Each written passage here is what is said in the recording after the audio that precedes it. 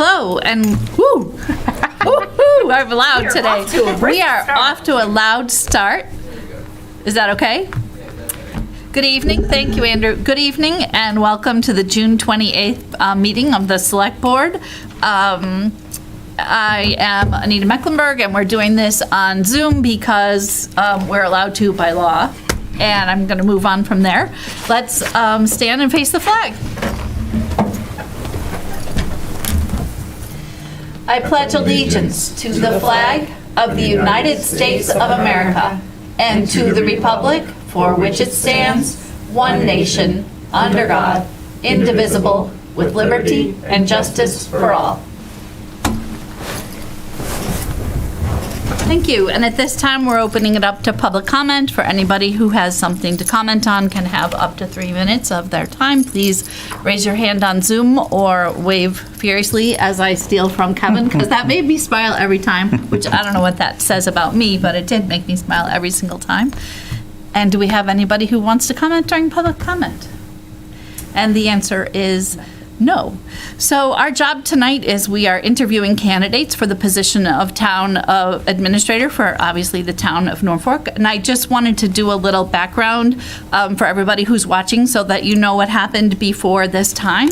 So Scott and I really talked about what were the needs of the town of Norfolk, and we talked about looking at candidates under the lens of that, and we identified some areas, one area being operations, like the day-to-day goings-on of the town, which also includes communication between departments, with employees, and with the citizens of the town. There's also a project management piece that we considered, especially in the basque of the working on our new fire station project and the imminent school expansion project. So we talked about project management.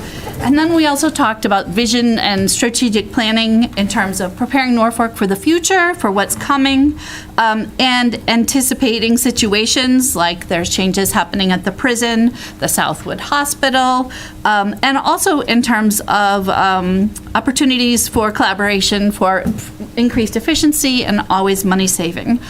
All of these things we thought of under two umbrellas, really. One umbrella of teamwork and the importance of teamwork, whether that's inside of our town or between towns or with the state of Massachusetts, and also under the umbrella of fiscal responsibility, because that's one of our charges with the town. So Scott and I interviewed a whole bunch of candidates. We've narrowed it down to 3 candidates, and we have the pleasure of meeting with them this evening. And so this is an unusual situation because it's a very public interview. And so I just want to, these are private citizens coming to see us in a really public process. And so just a reminder to the board that we can't ask any personal questions, so we don't go to jail without collecting $200. And there are sample questions in our packet, but I'm expecting that those are just that, like we're not limited to those questions, and that this can be a fairly fluid process where people jump in as they see fit. So I don't imagine it like CC asks one and then I ask one. Like Kevin asks one, we can kind of jump in and that can be fluid unless it loses control, in which case I'll put the train back on the rails. And then I think it's important that we don't discuss the candidates until we get to the end of the process. So after we've viewed all 3 candidates, then we'll have our discussion. Hold our applause to the end. We'll hold our applause. And the lovely Amanda will manage the candidates coming in and out of the room. Does that sound acceptable to the board? More than acceptable. I worked really hard on that. It was lovely. Thank you. Thank you. Okay.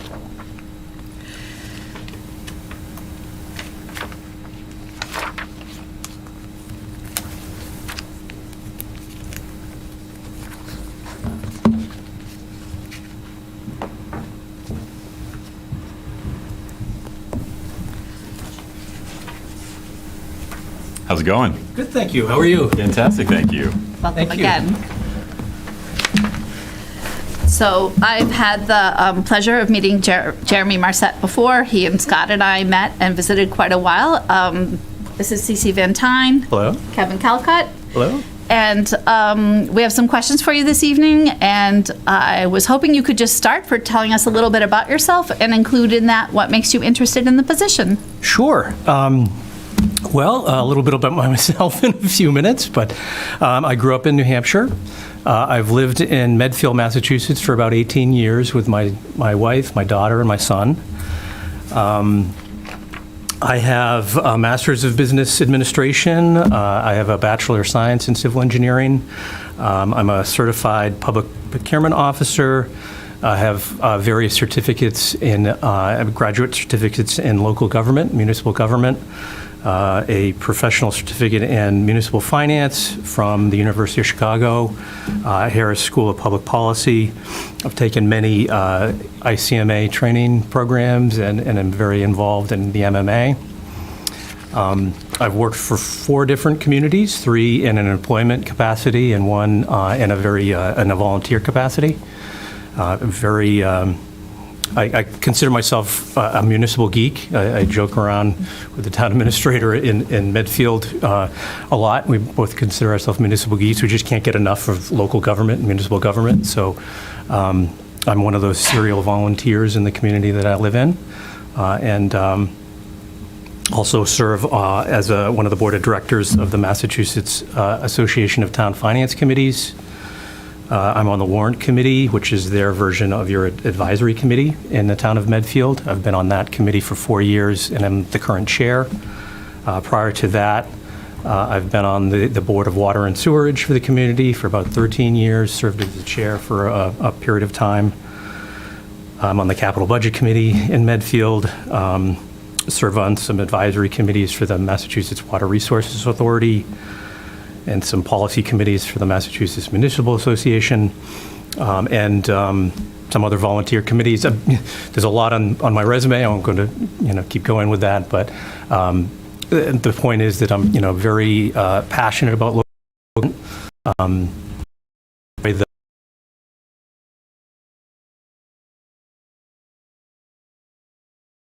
particular day, but the ability to be at the beginning of helping a community solve problems and issues, and helping identify what that issue may be, what that problem may be, working with stakeholders to come up with a solution, then working on that solution, and then implementing a solution is very rewarding to me, and I enjoy it greatly. When I first moved to Medfield about 18 years ago, I remember, getting, the town meeting warrant in the mail, and on the back cover, it was a town meeting. This is interesting. We got to go. So my wife and I went. It's, open town meeting, just like Norfolk. And as we're sitting there, in the auditorium of the high school, going through, on the back side, there was a little volunteer form. Oh, looking for volunteers. Okay. So after the town meeting, I filled it out and sent it in, and not more than a week later, I got a phone call from Mike Sullivan, the town administrator who was with Medfield for about 40 years, saying, I got your, we need some volunteers. You submitted a form.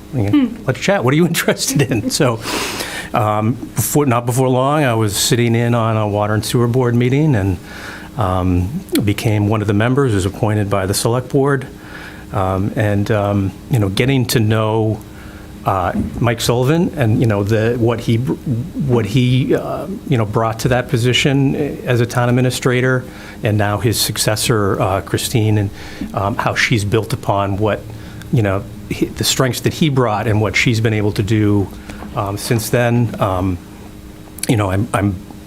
I'd like to do that for a community. I think I have all the skills, and I'm ready to do that for a community. I volunteer a lot, but coming into community in my time would be totally committed to Norfolk, and there would be no conflict of my time. Excellent. And what makes you interested in Norfolk? Norfolk, it seems to be a very similar community to Medfield. Obviously has its differences and its uniqueness, and I would love to get to know what Norfolk is. I mean, you folks are the experts, and I would love to find out what makes Norfolk tick, and what your concerns and initiatives and goals for the community are. But I see some similarities in the two communities, similar size, similar challenges of affordability, of affordable housing and the tax rates. All things, there was a state hospital redevelopment project in Medfield that we just, reached a major milestone at a special town meeting. You've got something similar here in Norfolk with the Southwood campus. So I see similar challenges that I believe, we've worked on some, the team in Medfield, we worked on many solutions and brought forward some positive change that I believe I could help Norfolk with. And then leveraging my experience with working for the town of Natick. I've been the town of Natick's Public Works Director for 8 years and enjoyed that greatly. It's a pretty wide-scoped position, so I oversee all of the town's municipal energy, the town's fleet, lands, open space, roadways, water, sewer, administrative functions, engineering functions, liaison with the planning board. So, leveraging all of that experience, I think I have a unique perspective having worked for a community and also as a volunteer. So I think I have sort of an awareness of what volunteer boards and committees, the information or concerns they may have, having sat on committees, but also having worked for municipalities directly, have an appreciation for, the staff's concerns or what staff may be able to bring to bear for support. Thank you. Questions? So with full understanding that in looking at the number of active volunteer roles you currently have in Medfield, we have the potential of crippling their volunteer structure by making this higher. Good point. Can you talk to me a little bit about the way that you envision the relationship between the town administrator and the volunteer boards and committees within a municipality? Sure. Certainly, a town the size of Natick and the government structure as it is with a town meeting and a select board, it necessarily needs volunteers. It needs active citizens to engage and participate in government to help it function. There's no way that a community this size would have the resources to have, paid staff filling all of those roles. So necessarily you need, active volunteers. You need open communication with those volunteers and town staff and elected officials and all the stakeholders. So it's very important that, communication is open, honest, accurate, and easy. So that, everybody can, attempt to be on the same page. Folks may disagree, but at least you can, have all of, the facts and the opinions and the different points of view on the table for discussion and have a civil discussion and kind of engage in a healthy debate. Very good, thank you. Just to expound on that a little bit is in a situation where there is conflict, let's say within the town or within departments, what would be your philosophy or strategies or tools in your toolkit for working on those kind of conflicts? Sure. Well, I think you need to understand what those conflicts are. So I think, this position as a town administrator involves a lot of listening, listening to the select board, listening to the citizens, listening to staff, trying to understand, different where folks may be coming from with their point of disagreement, trying to have some understanding. I believe that building a strong team in a kind of a culture of teamwork, and that folks are not that you're open and honest, that staff are valued and their opinions matter, that can go a very long way. I think the role of a town administrator does involve a fair amount of mediation, especially with a board of your size, 3 folks. The open meeting law in the Commonwealth kind of restricts how you do business. So there's certainly there's a role for the town administrator to help with, liaison even between board members, Yes. themselves. So I think there's a fair amount of that, the organizing and communication that the town administrator necessarily has to help with. And also bringing, the professionals that you hire in the community, they're out there every day, frontline, face-to-face with residents, so that they can see things often a lot sooner and quicker, concerns sooner and quicker than you folks may be able to. So being able to bring that forward to you timely, quickly, can only help, with your roles as a select board. Excellent.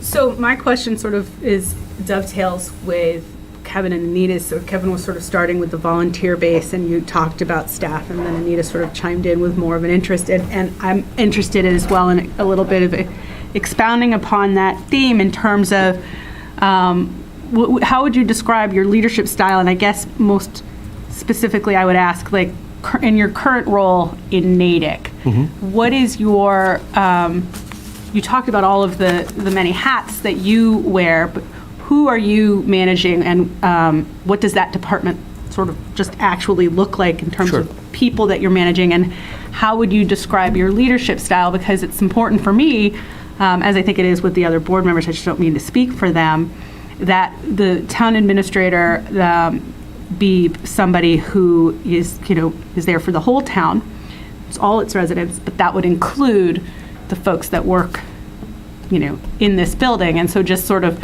what's your leadership style, and what's your experience in working with staff, department heads, et cetera? Sure. So in my current role as the Director of Public Works in Natick, I have a staff of 85. So it's a fairly good-sized department. I have a range of folks that are professionals with master's degrees that are in my administrative or supervisor roles, and then I have folks that are laborers, and it might be their first job out of high school.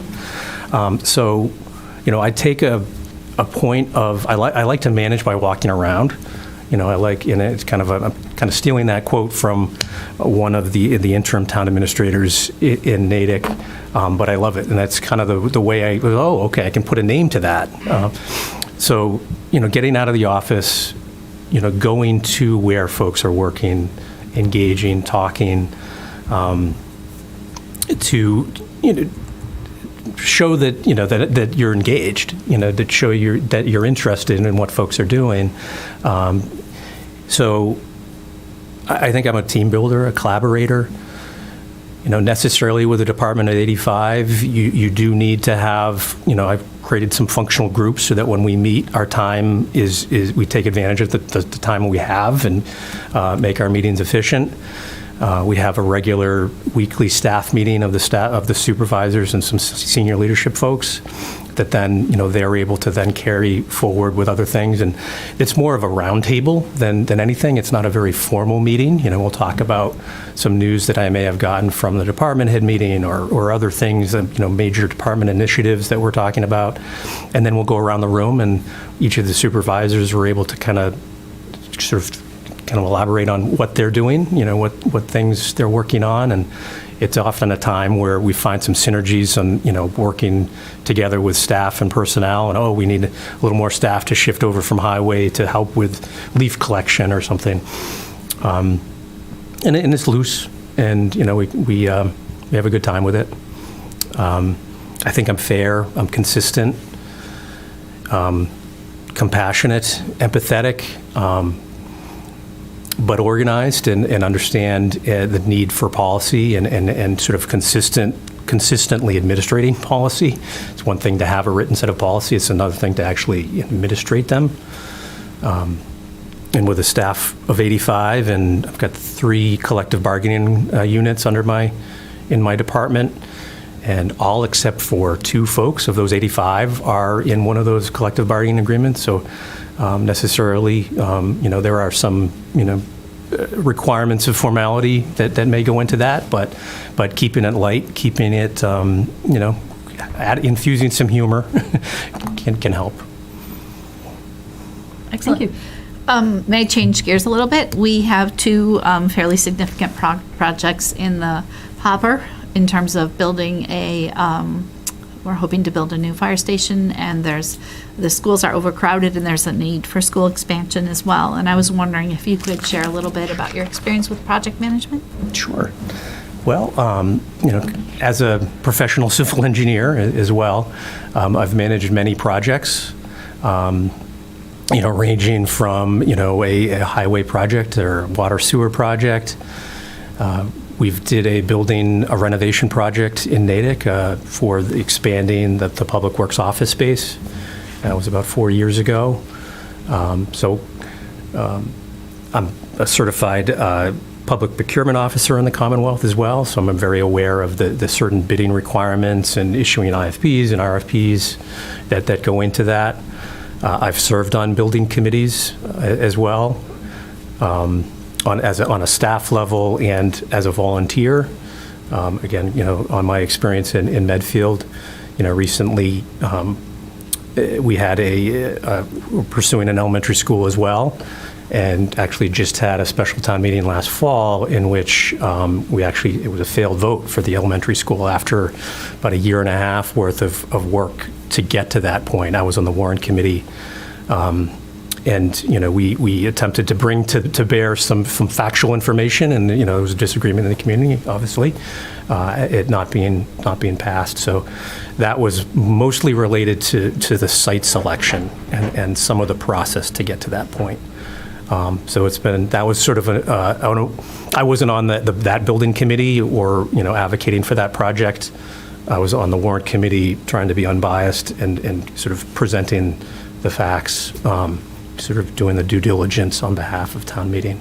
But that perspective of seeing, when you tell folks, oh yeah, there's a school project didn't pass in Medfield, really, wow, folks don't believe it, but it happens. And there's things that could have probably been done differently to make that be more of a successful project. But now the new school building committee is being formed. There's actually a new bylaw for the formation of that school building committee that's come about. That was just passed at town meeting this past spring, and now they're gearing up again to develop that school committee. We had a meeting earlier today to talk about some of the formation and how to go about it. But very aware of the technical aspects of project management, the politics and the committees and the public engagement that is absolutely necessary for projects. We've had projects in Natick, one of the larger roadway projects that we're still under construction, and dealing with some of the utility companies in their overhead wire relocation, which has been a challenge. But that was an interesting project in that we had various committees in town, the select board as roadway commissioners, kind of the ultimate say, but then funding through town meeting, and the finance committee getting funding as well. But the select board had recently, this is about 3 years ago, formed a transportation advisory committee where they were trying to bring together like 3 different committees in town, as many committees in Natick. They're trying to sort of make them more efficient. So there were 3 that were very related, so they ended up disbanding them and forming this one committee called Transportation Advisory Committee. So this South Main Street project was their first project, and unfortunately, their scope and authority when the committee was set up was not entirely clear. So they were advocating for certain things on that project which were not going to work in reality. There's no space, and sort of had some conflict with the select board as well. So we navigated through that, and through a series of public walks along the roadway with abutters, and we have a successful design and project being implemented. So just an example of the need for public engagement in project management. Not underestimating that. Thank you. To piggyback on that theme, at the core of any successful or failed public project is typically the amount of public engagement and communication. Taking a slight step back into the general realm of communication, can you talk to us about the role that will play in this role, not only as it pertains to project management, but also in keeping the community engaged, keeping everybody abreast of what's going on within town hall and outside of town hall, just generally the role that communication would play in this role? Well, it's key. Communication is key. I see that you've recently updated your website. That's great. The challenge now is to keep it current, keep it live, keep information new and fresh, so folks will go and visit the website. If they go there and it's the same old stuff, they won't keep visiting the site. So it's incumbent to make sure that it's fresh. But not everybody will visit your website, so you need to use any and all media available. Social media has its place. The many folks engage through that, and there is certainly a place for that in municipal government. Meetings, now that we're sort of fortunately coming out of COVID and having able to have some more in-person meetings, that's wonderful. Though the hybrid meetings, you probably have seen a lot of participation in your meetings, so that's also a great thing as well. The technology's kind of caught up with what we're able to do for meetings, and be able to offer virtual participation to kind of increase that participation. Newsletters, visiting certain associations in the community. Those are all key. They're all very important. You can't really rely on one thing. You kind of have to bring all of those various media platforms into your communication mix. I enjoy that. I manage the department's Facebook page. It's very active, and I actually kind of find it sort of neat to be engaged. And we'll have a Public Works open house and take some pictures and kind of promote it. Some of the comments you get back are very helpful and complimentary, and kind of gives you sort of a feel of the pulse of what's going on. So. I think it's important to sort of connect in the ways that people want to be connected with, and to be open to that and to adapt to that. Very good. Thank you. So I have a really odd not really technical question, but so you've been involved with the MWRA advisory board since 2015. Can you describe that? We're always interested, and there's always people coming and talking about the MWRA, and I'm like, hey, we got someone who has a little bit of information. We might as well use it. They're looking to expand, so they actually have a surplus of water, and in this new era of increased regulation about water quality, in particular PFAS, polyfluoroalkyl substances, which Natick has a local water supply just like Norfolk. 100% local water supply, much more cost-effective than purchasing water wholesale from the MWRA. So Natick is a sewer community. They provide sewer service. We discharge our sewer to the MWRA, and they treat it and dispose of it, in a safe way. So that's why Natick is involved in the MWRA. We don't currently take drinking water from them. That's all locally sourced. However, with the new PFAS regulations that the Commonwealth implemented in a rather quick way, and probably, in hindsight, lacking a little bit of engagement with the utility companies, the water utility companies, and how to best implement it. We've had some accelerated capital projects to address it, so we've added carbon treatment and the like. Very quickly had received some grants from the Commonwealth, and have been using some ARPA funding as well to make those improvements to the water supply system. But the MWRA has an advisory board that has representatives from each of the member communities that help sort of are the watchdog of the communities. So there's a board of directors of the MWRA that do oversee the direct operations in the MWRA, and then there's a separate advisory board that's sort of the watchdog of all the member communities that advocate to keep the rates low. Four no more was sort of the rallying cry. No more, keep the increases lower than 4%. And we get a chance to review the operating budgets, capital budgets, inform their policy. The regular monthly meetings. There's an executive committee that I serve on currently as well that has a little more direct access to the MWRA. And that's been very helpful in looking at alternatives for water supply for Natick, in that the MWRA does have an ample supply of water that they would like to sell more of. There's a barrier to entry, though. There's an entry cost, and then the communities that are served would need to then also construct all the infrastructure to come there, to connect to the MWRA system. And it's not proximate to many communities as well. I don't think it's really proximate to Norfolk, for instance. It's not really an option. But it's quite expensive, and looking at the cost-benefit analysis for Natick's situation, it's less expensive to continue with a local water supply than to go to the MWRA's water supply, even with adding treatment. Though we don't know what this fall, there's a health advisory that was just issued by the US EPA for PFAS that is even lower than the Commonwealth's. It's an advisory, not a regulation. But if they do follow up with a drinking water standard this fall, along the lines of their guidelines, then many communities will need to add treatment, probably including Norfolk, for PFAS. So, Thank you. Shifting gears a little bit from the technical aspects, this position is a wide-reaching, multifaceted role that requires a successful individual to be able to operate in many different arenas, sometimes at the same time. From your perspective, what would you consider to be the 3 top character traits that would lend itself to being successful in that kind of role?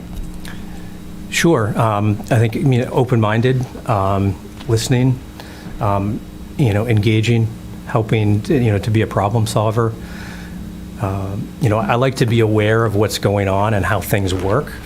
But I've found through experience that building a team that you trust and that you enable them to make decisions, and you enable them to come up with solutions, providing them the resources to do it, you can get a whole lot more done than just trying to go it alone. So I think it's almost like a captain of a ship. I'm a sailor. Captain of the ship, sort of help it. You can't sail the boat alone. You need a whole crew to help you do that. So I think that's sort of Unless it's a laser. It's true. That's true. So, I think you need to approach it that way to be successful, and to kind of leverage and sort of get everybody sort of kind of the inertia going in the direction that you folks as the policymakers like to see it go. Great, thank you. What do you think, if we offered you the position, what do you think would be your biggest challenge? Well, I love a challenge, so I don't know what. So I know you're facing some turnover. So you've got some senior positions that you're looking. You've got a retirement of your HR director and a new police chief. I know. I think one of the things that I would like to get to know is what the challenges are. You folks are the experts, so certainly don't want to come in prejudging what the biggest challenge is going to be, because it may be something entirely different once I'm here and engaged and understand, from all the stakeholders what those challenges are. But I think it's pretty typical now in municipal government that there's been, there's this turnover in positions. There's certainly challenges with budget and supply chain issues and inflationary costs going up, and stresses on budgets, retaining good employees. You've got a pretty robust list of capital projects, but not necessarily a way to fund them. And certainly that's a big challenge that you need to find a solution for. And that there's certainly many tools out there that you can bring to bear, and some examples. I hate to draw on Medfield again, but we've done in Medfield creating 2 stabilization funds. One funded within the levy, one outside the levy. Taking advantage of some of these federal monies that are available, ARPA funds. There might be some additional ARPA funding through the county and Norfolk County that you'll want to keep your eyes on. So I'm not sure I want to prejudge what the main challenge is going to be, but I'd look forward to whatever that may be, and understanding it more fully. But I'm sure I have the skill sets and the initiative and the drive to help you solve them. If we were to offer you the position, what is your availability? I would, give, what a professionally acceptable notice to my current employer, but there's not much preventing me from starting very soon. Thank you. I just have one. I know you have just 5 minutes left, but I saw one question. There was some suggestions, and I really love it, and so I'm going to ask it. Absolutely. And I wouldn't have, it's a really neat question, but it says, imagine a scenario, and I'm sure I could ask it more in my voice, but I won't. I'm going to ask it in somebody else's voice. Imagine a scenario where the select board is taking a position or moving in a direction that you believe would not benefit the town, and how would you handle this? I think that's just such a Really good great, question. right? Like, it covers, that's a toughie, right? Yeah. Over to you. Well, it is a toughie, in that, the town administrator is hired by the select board. So the town administrator needs to take direction and policy guidance from the select board, whatever that policy guidance may be. Hopefully over a period of time, the town administrator and the select board work together on what some of those, how to administrate some of those policies, and work together to establish sort of a strategic plan and vision, and where you'd like to see the community start to head and how you might want us to get there. But there's certainly going to be times when there may be differences of opinion and where to go. So I think making sure that we all have an understanding of what that direction is. Was there some miscommunication in what this policy direction was, or do we fully understand what that direction is? Just making sure we close that loop. And there probably always is some background to any situation that can help provide context as to why that particular direction is the preferred direction that maybe somebody new to a position is not aware of. So I think it's partly, you educating me, and then possibly, over time, myself educating you as far as what I'm seeing, and, to help inform your policy. So. Is there anything else that we didn't ask you that you really want us to know? Well, I'm very excited, and really look forward to this great opportunity. Like I mentioned, yes, I do a fair amount of volunteer work, and I enjoy coaching my son's soccer, and spend many nights over at Four Kicks. But my time would be 100% committed to Norfolk, and I would transition out of roles to make sure that is the case, and there's no conflict of time or interest. So you'd have 110% of my time. Excellent. Anything else? Nope. Nothing else from mine, no. We're so grateful for your Thank you so time much. and privileged to meet you and get to know you a little bit better. Great. Thank you. Thank you. Thanks so much, Jeremy.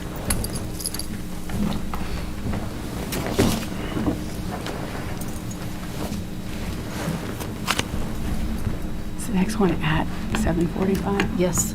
So do I have time to Yes, you do. hit the head, as You they do. say?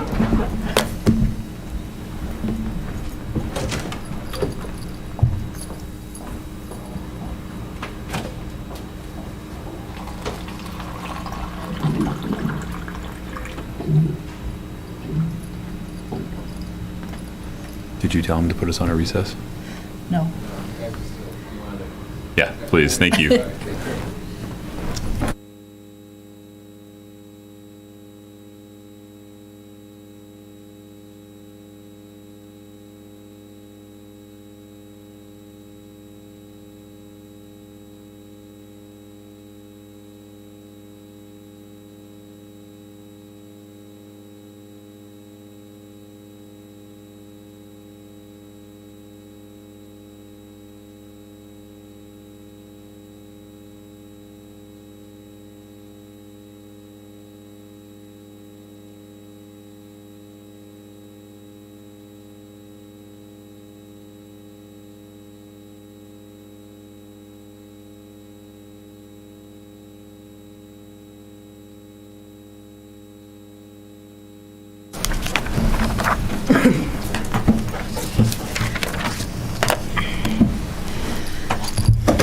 Thank you. Can we get you water? We have a water bottle. I'll take it. Yes, please. We have Or, yeah. Next best from thing. Bubler. We Yeah. have Thank you. Thank you.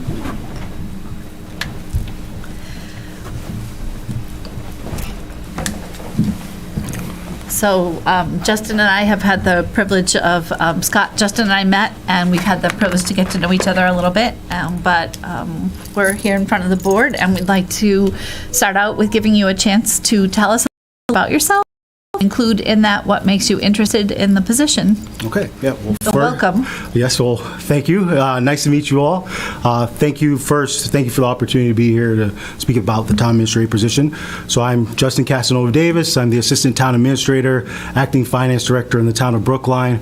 I hope during our conversation, I think from my resume, you'll see that I'm a passionate person about public service and municipal management. I have a graduate certificate in local government leadership and management from Suffolk. I have my MPA from Suffolk as well. I've been recognized nationally and in some respects globally for the work that I've done. I was recognized last year by the GFOA, their highest award for my municipal finance experience. Last week, I was notified by the ICMA for my management experience. I'm going to be one of 5 individuals in the nation, particularly in the globe, in the global Managers Association for Early Career Leadership. I think that exhibits my, passion for this work. I care about helping people. That's why I got in this profession. So that's a bit about myself. Norfolk, I'm really excited about Norfolk. I think it's got some unique challenges and opportunities that really coincide with my skill set. I think there's some great projects and opportunities here. I'm really excited about the Southwood Hospital redevelopment opportunity. I was impressed by the select board objectives and goals that we have in mind. Those are many goals that I would have in mind if I was a town administrator. So it seems like a great place. I've watched a lot of meetings. I've seen the board interact. I think you all work well. So I'm really excited about the fire station opportunity and the school project. So there's a lot of things going on in this community that I'm really excited about. Master plan, housing production plan, all these things that I want to be involved with. So it's really an exciting opportunity here. Yeah. Thank you. You're welcome. I'll keep going. Okay, I'm gonna keep going then. So can you tell us a little bit about one of our big overarching goals is about teamwork. So can you tell us a little bit about your leadership style and your experience with building teams? Yes, I can. I would definitely classify my leadership style as a collaborative leader. I really believe in empowering others, enabling others to be their best version of themselves. I've had individual success, but most importantly, I've had team success, which is really important to me. The organizations, every position that I've had, we've had team success. And I really believe we hear this say there's no I in team, and there really isn't there I in team. So I really believe in collaborating. I'll give examples, particularly here in my acting finance director role for the town. I think there was some conflict within the department when I was tasked this assignment by my town administrator. In addition to doing my duties as assistant town administrator, I'm doing both duties. And what I really focused on was building the team. We had a lot of talent in the department throughout all parts of the organization, but there was a few things missing. So I really made sure we worked together as a team, brought people together, invested in our professional development, and really focused on getting that collaborative sense in team. That's really my priority. That's my leadership style. I really believe in, interacting with people. You'll see from my resume, and as we discussed, I have a really strong municipal finance background, but I always say that my greatest attribute is that I'm a people person. I really think that lends well for me in developing teams and developing collaboration. To kind of piggyback on that question, it's incumbent upon the leader of any department or team to not only manage the team, but also to develop a culture and foster that culture. Talk to me about the kinds of cultures that you fostered in your leadership roles and what you'd envision here in Norfolk. Right. That's a great question. It's really important. Culture is really important. Culture is important in making sure you're recruiting and retaining talent in your organization, the hiring process. I think often in municipal government, sometimes we operate in silos, And you really got to break down those silos. You say, we're a team, we've got to collaborate and have partnership. So for me, for example, I guess building that culture, let's say hiring, for example, before our division heads would only just include their staff or have one person part of a panel to figure out who we're going to hire. I changed that when I came to the finance department. I had cross collaboration. I brought diversity to our panels of hiring and making sure we had different viewpoints, whether it was hiring, whether it was talking about issues that we may have, and so forth. So culture is really important because any leader has to let the team know, but also understand what's important to the team in developing culture as well. So you've got to be a good listener, you've got to be a leader out front, but you've got to listen, you got to work together with everyone. So it's really important culture. So Inside the culture question then is, in any organization, there's conflict or dissension. Yep. And so in a situation where you find yourself with that conflict, can you help us understand your ideas or thinking about how you would resolve, or maybe resolve isn't the right word, address conflict? yeah. So we have to understand that, not everyone's going to be everyone's cup of tea. And I will often say, even particularly during the pandemic and remote work and so forth, but oftentimes, even before that, we can often spend more time with the people that we work with than our family, particularly for myself at many points. And just like any family, you have conflict, you have arguments, you have disagreement. And so I acknowledge that. And there is no position that I've held where we haven't had conflict or disagreement. But we acknowledge it. We say, hey, we're a team. We will work through this. It's facilitating dialogue with people who have conflict, understanding what the issues are that are leading to conflict. So you have to be a good mediator, a facilitator of discussion and so forth, and trying to resolve those conflicts. It's being, having that communication skill and relationship building skills where people can trust you, that you're fair, you're willing to listen, and be a fair mediator during issues. Thank you. You're welcome. So if you saw me growl, it was because I was all excited to ask the how to handle conflict question, and I'd written it down, and then she jumped my wave. But that's okay. I crossed it off, and I came up with another one. But I do have to say, and it's not a bias, but I have to say that I saw that you went to Boston College High School. Yes. And I have 2 boys there now, and so I was just very excited that you're a man for others, and I just wanted to throw that out there. Very No important. bias, though. It's very important to me. I'm a double eagle. It's That's very right. I important know to you're me. a double eagle because Yes. the interweb. Yes. I was creeping all of the candidates, just so you know. I just wanted to know. So, but my question has, again, dovetailing with both of these questions relative to the challenges of leadership and your current role or roles. Who reports to you? Who do you lead? Like, what's your department look like? Just the sort of general configuration, the technical aspect. So I'll start with my role as assistant town administrator. I'm helping the town administrator with the day-to-day operations. So all the department heads and division heads report to the town administrator. I've been an important part of that. That's been my main role during my entire time in Brookline. In terms of my role as finance director, I supervise the assessing division, the comptroller's division, the purchasing division, the payroll division, and the treasury and collector division. There's about, I'd say, direct reports about, in total of both those departments, about 44 people. We sort of have a flat sort of organizational chart in that, our town administrator, he sort of delegates a lot to his department heads, but they all report to him. In that role, can you tell us about a difficult decision that you had to make? Difficult decision I had to make. Yes, I can.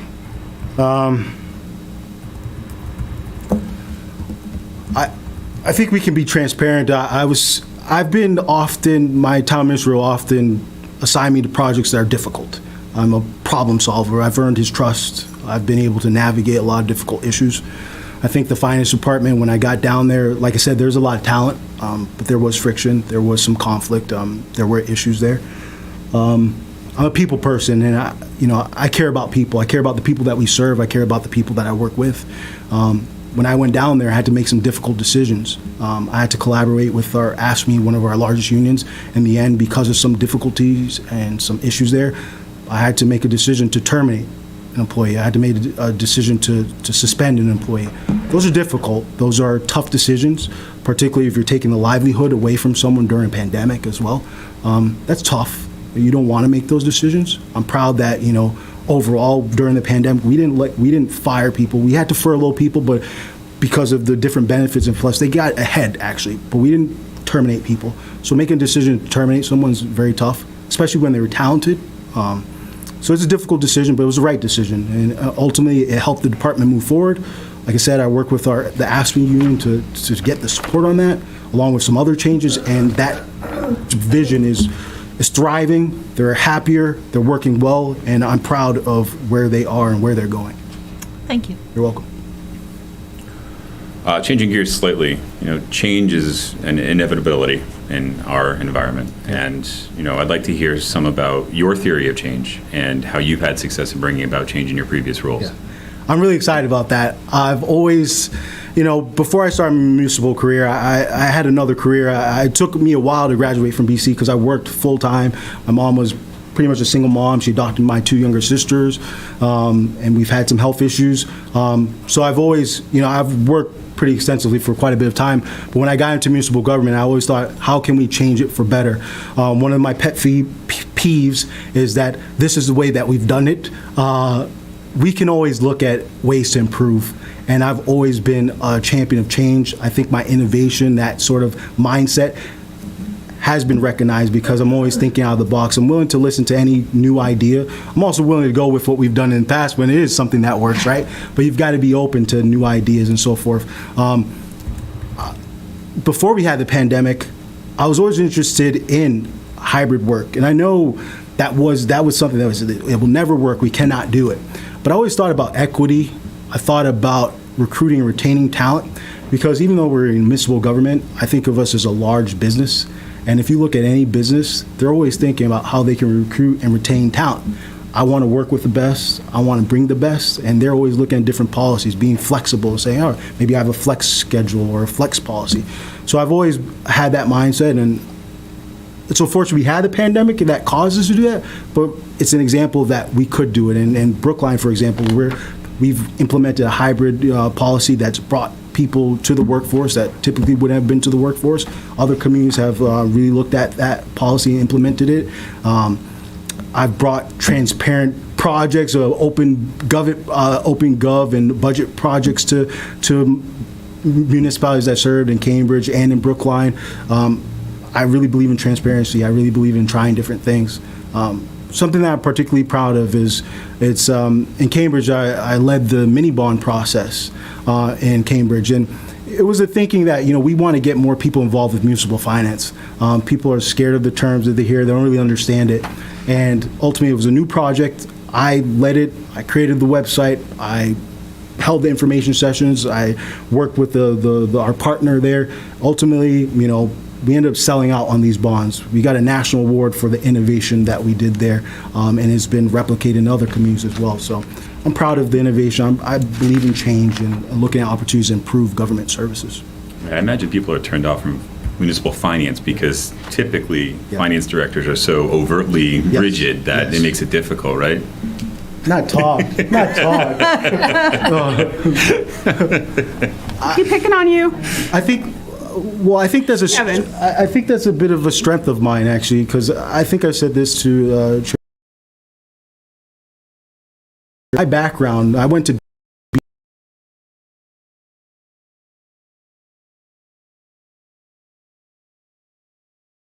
hoping that I didn't have to take a I was responsible for public safety budget over $1 billion. Cambridge $750 million and Brookline over $350 million. But I really think of it as keeping it simple.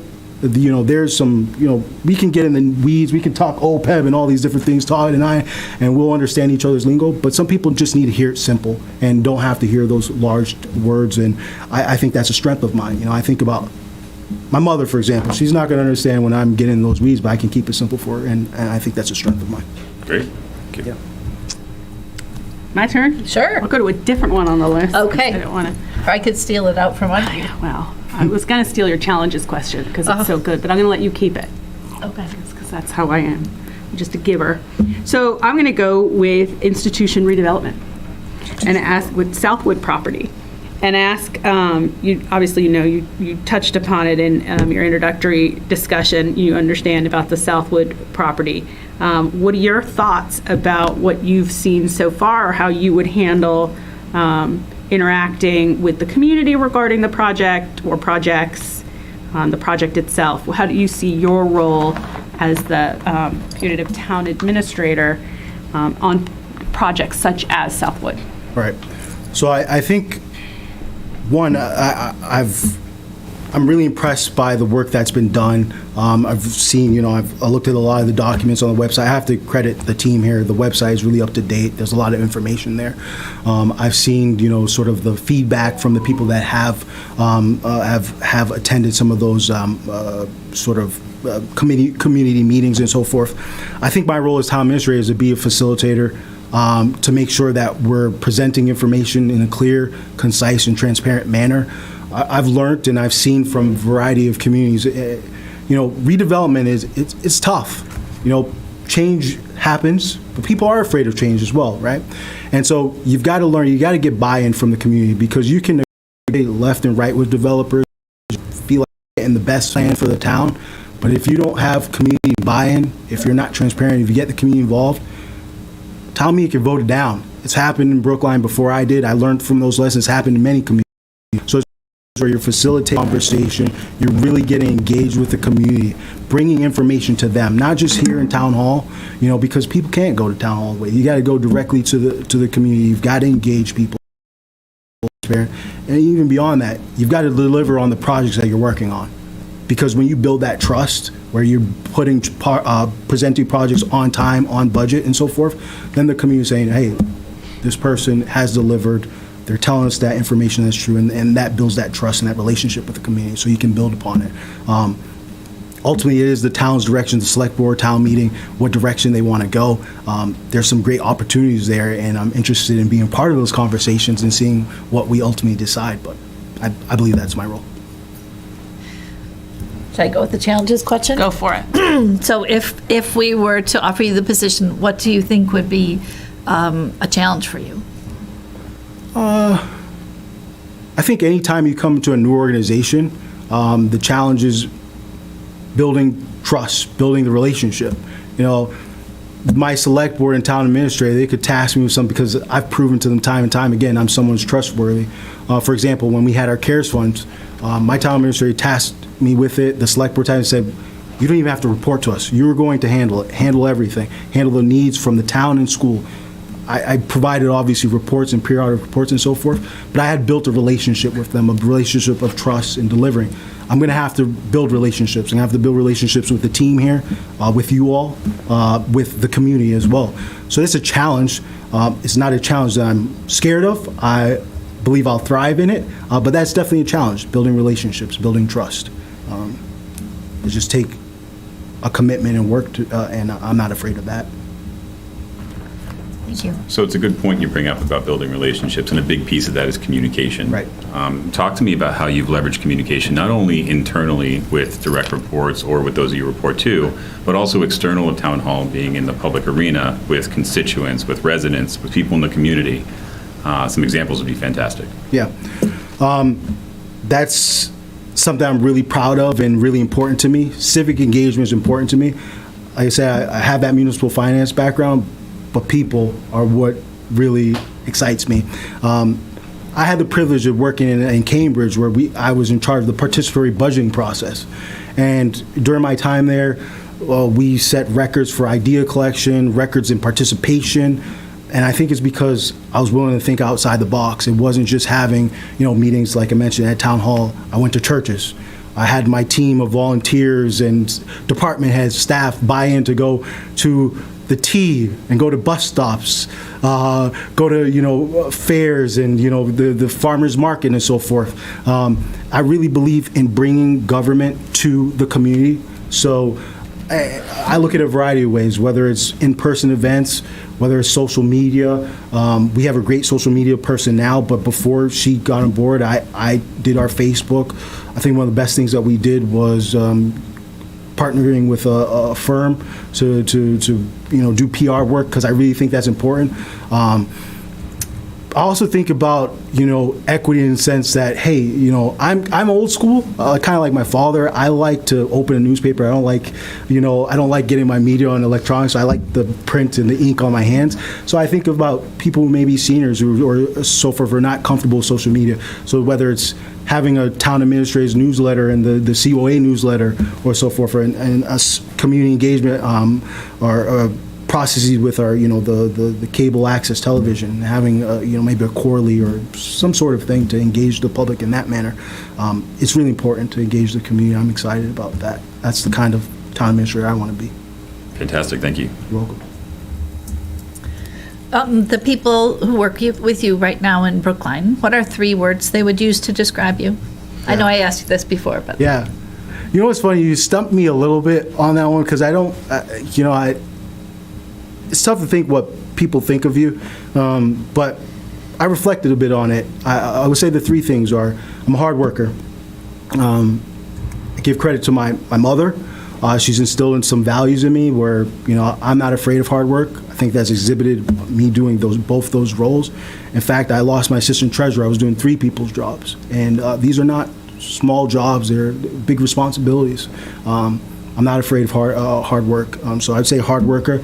I would say problem solver, because my town administrator, my select board will all have the economy to do, tackle some tough things, but also my colleagues. I'm a generalist, I'll say too. I've touched on so many different things, whether it's IT, so many different issues, recreation. They feel comfortable coming to me to talk to me, and even if I don't have the answer, like, well, who should I go to, or can you facilitate that? So I say problem solver, and then in the end is that, I'm caring and friendly, I care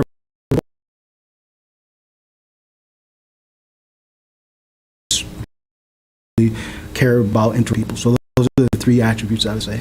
Thank you. You're welcome.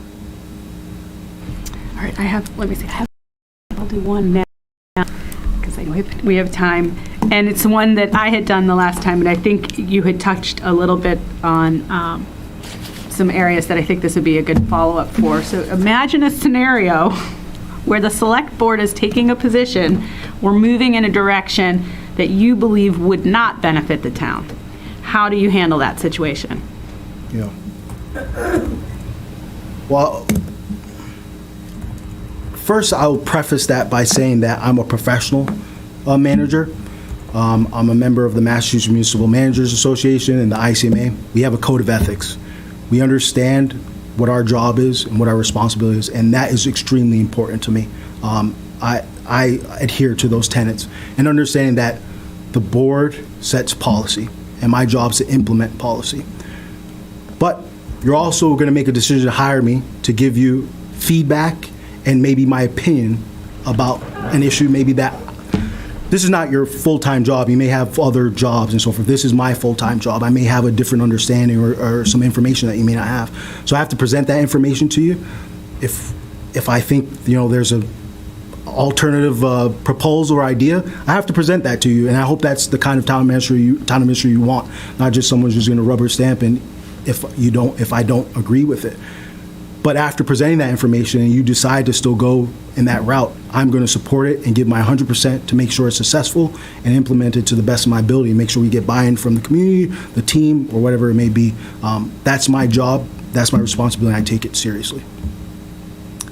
You mentioned feedback, and I was just wondering, what is your, people like feedback in a whole bunch of different ways, and what is your best way of receiving feedback? Conversations. I like, I realize it's just like a football team. Not everyone takes feedback, and so some people can get screamed at. Some people really need that one-on-one sort of experience. Like I said, I like building relationships. I like getting feedback on one-on-one level. That way people can be honest with one another. So I would say that is a good way for me to get feedback. I'll say that, something that's been important to me that, I think municipalities in general don't do well, at least the municipalities that I've been a part of. They don't do performance reviews or evaluations, and everywhere that I've been a manager or department head, I've implemented performance reviews. And one thing I always tell people when I'm doing it is, well, everyone has an area of improvement, right? So I don't say it's a strength or weakness, to say area improvement and then obviously strength and so forth, but also subject myself to that as well. I want to hear from them what I can do better, how I can better put them in positions to succeed and so forth. So I'm not afraid of feedback in any respect. I encourage it. So this position is unique in that you need to be able to navigate and operate within many different arenas as part of this role, whether it be to your reporting authority, whether it be to the team within Town Hall, whether it be to the expectations of the community outside of Town Hall. You have to operate successfully in each of those different areas. Tell me about the 3 character traits that lend itself to being successful in that kind of role. You're absolutely right, and that's why I've been very privileged to be an assistant town administrator and work in the communities that I have. I've been exposed to a lot of things. You know, some communities don't, for generations, don't deal with the projects we've done. You're right, and so I say I have that strong municipal finance background. I'm a people person, but I also say I'm a generalist. I've touched on a variety of things, and how you do that is, one, you've got to be a good listener. You've got to be willing to learn and be open. I often say, like, my professional development and my belief in professional development is adding tools to your tool belt. And so I try to add as many tools to my tool belt. And so I'm often investing in my professional development, taking advantage of the ICMA, the MMA, my colleagues, and so forth. And the other, you've got to be willing to. The person who gets the information out and interacts within the community of the organization as well as the greater community. But in terms of the town administrator's role within that greater community, or how do you see it, and by your role? And what I mean is this: there's no right or wrong answer, but there are, from my experience, town administrators, managers who clock in and then they clock out at the end of whatever it is the day is that's negotiated. And, you know, certainly they have to be there for town meeting, et cetera, but that's sort of the alpha and the omega of their interaction within the community. And there are administrators and managers who are, you know, maybe they're not there 100% during the day, but they're there all evening or weekends or there, and there's people, obviously, that are both, right? That they're always there or always accessible. Yep. And so that's why it was not a well-formed question, but I'm really curious how you see your role as town administrator here, just in terms of like the brick and mortar building and the flesh and blood people within the town and the questions that we may have or some other department head has that you're being asked to field or come in and help at a time that maybe isn't Monday, 2 p.m. Yeah, I understand your question, and really crafted, but I think I'm glad you get it. yeah, no, I understand it. As I mentioned, I'm not afraid of hard work.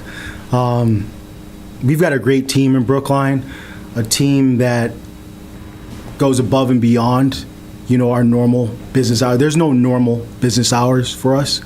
I've chosen this profession. You know, I could be a finance officer, a finance director, and kind of do that 8 to 5 and just show up for town meeting and do a couple of finance meetings. I've chosen this profession. I've dedicated myself to it. I've been in select board meetings that, you know, on a weekly basis. And one of the first meetings that I covered for my town administrator, we had the host community agreements for marijuana on there. We went to 1 a.m. That was the first meeting that I covered for our town administrator. It's part of the job. You've got to make sacrifices. But also, I mean, this is public service. And this is my passion. I care about it. I'm not just going to punch in from 9 to 6 or whatever our hours are. I realize I've got to put a little bit more work beyond that. But you also have to, as I mentioned, build those relationships. You've got to go to community events that are maybe on the weekends. And I've talked with my partner about that. And say, you know, we're starting a family. He's like, maybe you got to join me on the Memorial Day, you know, sort of celebration and so forth. Or we go to the high school big game or something like that. That's just part of the job. And, you know, I'm more than aware of that. That's the kind of manager that I'll be. And I've had a privilege of working with and learning from some great mentors in this profession, and that's the kind of managers they've been. I've picked things that I like and dislike, and I've crafted my own sort of management style, but that's who I am. That's what I believe in, and I think that's how you become the best town administrator / manager possible. You know. Thank you. I'm going to change gears. I have a couple big projects coming. Station built a school that needs more room. Can you tell us a little about your project management experience? Yeah. So the school being rebuilt it speaks close to my heart, particularly in Brookline. When I came on board, we were looking at building a 9th school because our school enrollment was really just blowing through, estimates and so forth. I'll say, as I mentioned before, being in Cambridge and Brookline, I've been exposed to projects. Cambridge, in my time there, we built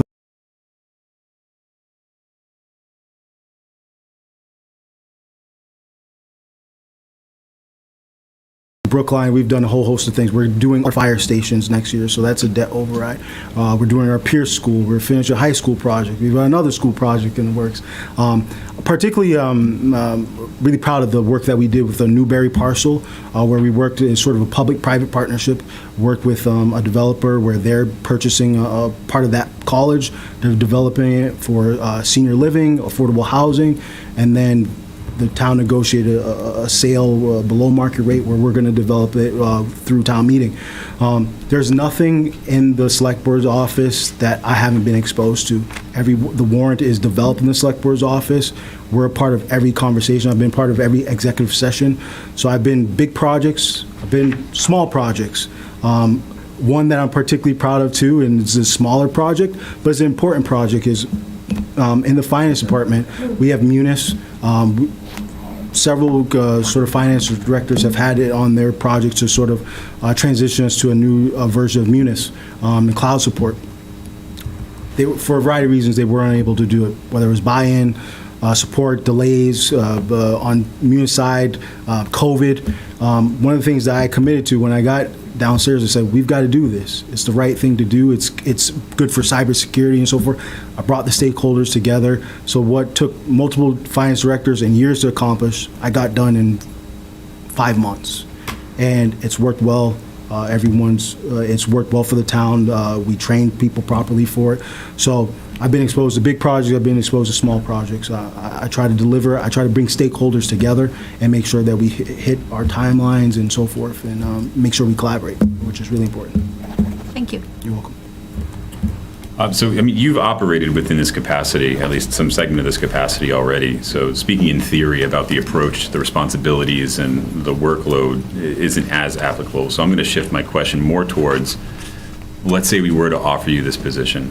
Tell me about your approach on day one, week one, month one, and quarter one, and what you'd be focusing on from primary basis, secondary basis, and the things you'd be looking to achieve in those times. Yeah.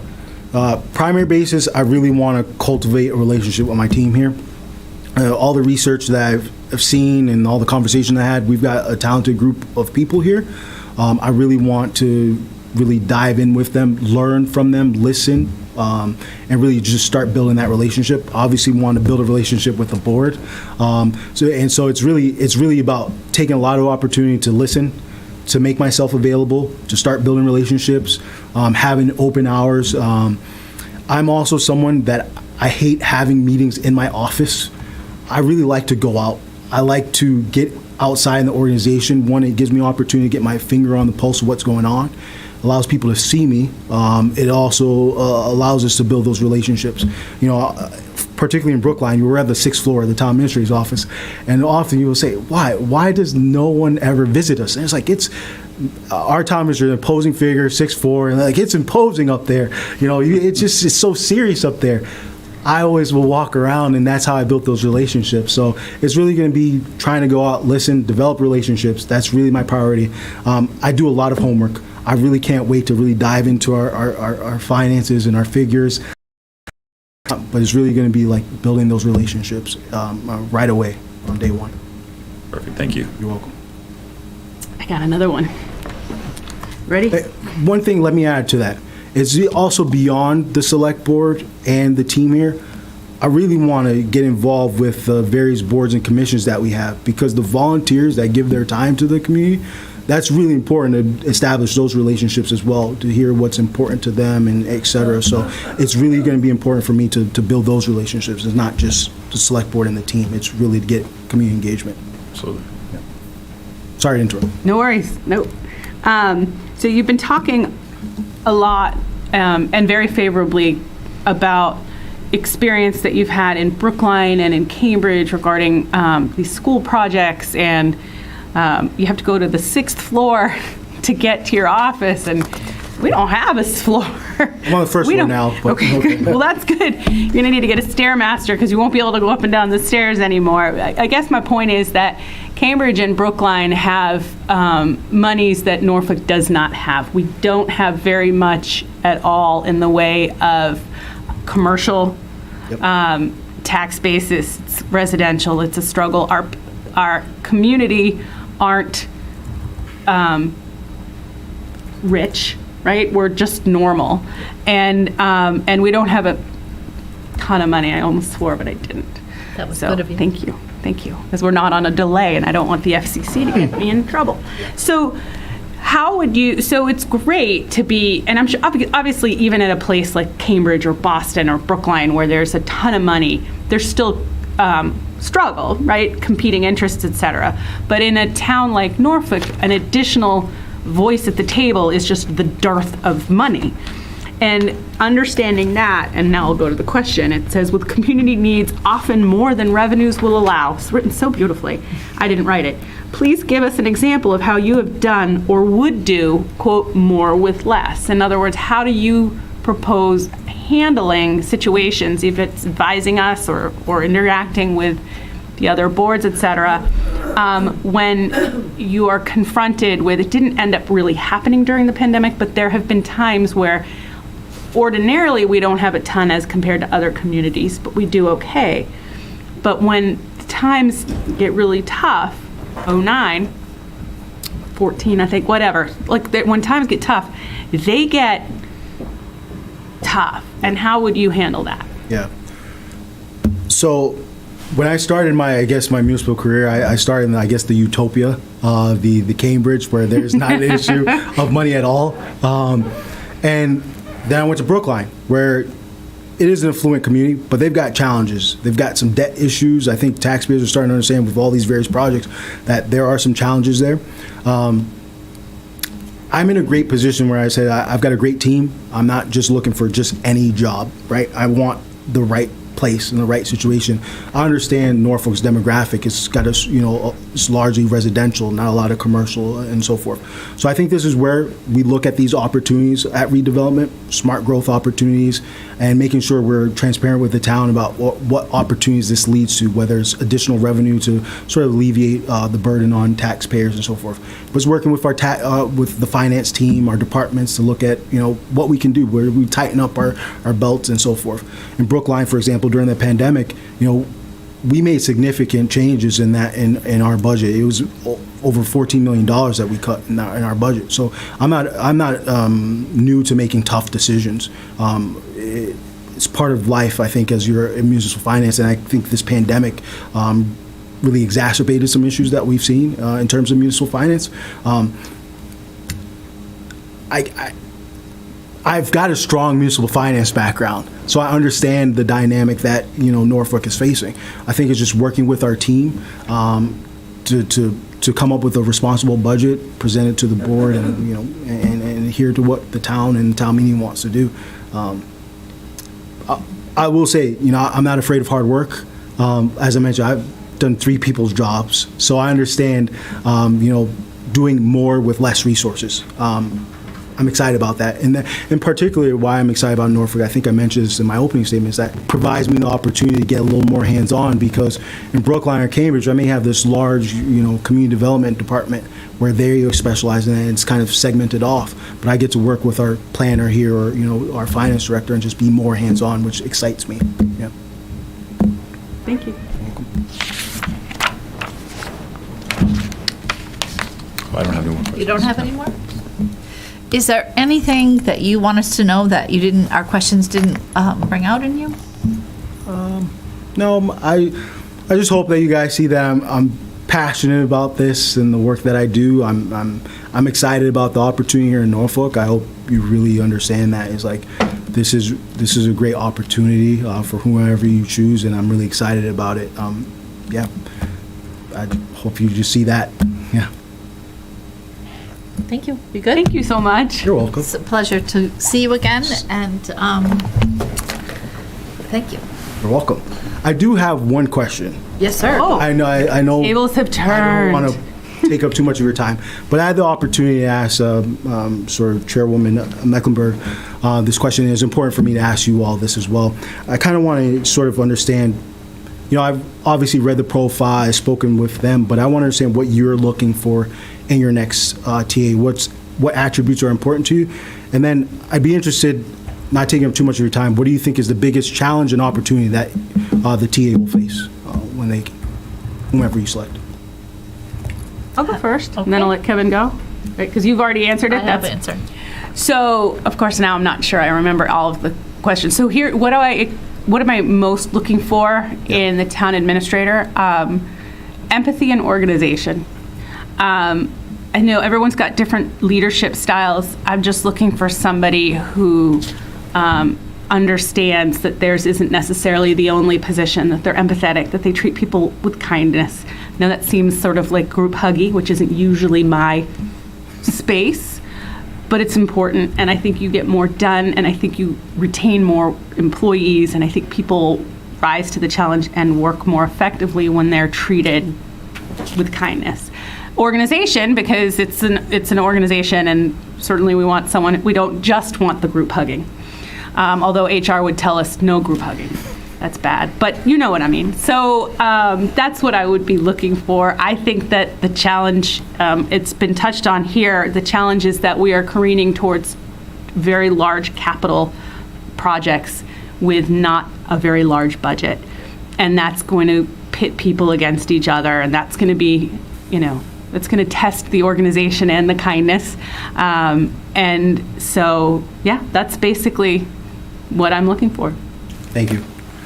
Yeah, I mean, from the onset of this search process, I've pretty much been focused on 3 C's: change manager, culture builder, and creative thinker, ways that we can be able to incorporate all of those into the day-to-day operations of this role. So those have been the big priorities from my perspective.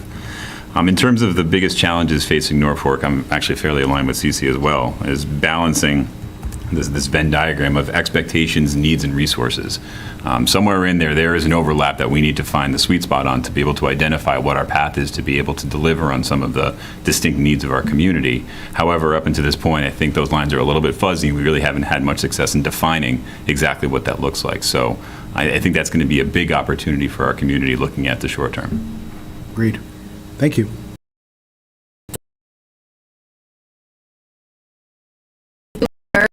Out there. We have many. We I talked know. about the importance of building a team, and then also for really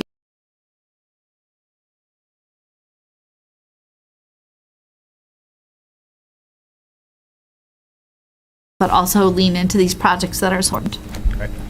Okay. So basically, The same we're all, thing. it's crazy how aligned we are. It's unbelievable. Lined up. Thank you. It was a Thank pleasure you meeting so all. much. It was Yeah. so great to meet Great to you. talk to you, Justin. Thank you so much. Yes. Thank you, thank No you. worries. Oh, I didn't realize there was still Nobody something. saw that. You're good. Take care. You as well. Thank Thank you. you. Take a minute. Do I have a minute to run again? So if the camera's still rolling, I'm on Weight Watchers.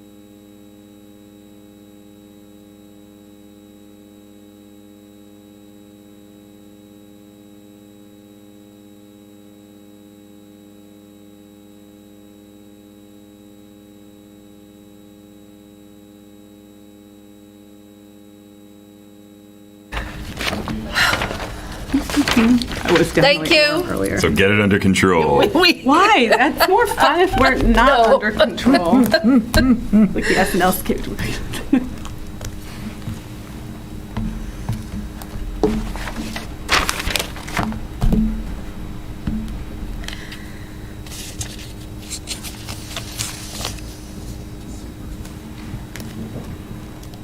Good evening, good evening. Good evening. How are you? Great. Okay, got it. Right up here? Right up here. Where the sweat is on the table there? That's it. Water. Okay, That's how good these questions are. Sure it's water. How's it going, We've Kevin? been grilling people that much. Hi, Nita, very nice to see you Nice again. to see you again. Hi, Hi, I'm Cece. Cece, very nice to meet you. How you do? Good. Would you like a what? Oh, you brought one. I brought one. With a cap, just to Yes, spoil us. sorry. That was not, Thanks. sure. I'm sure it was a very...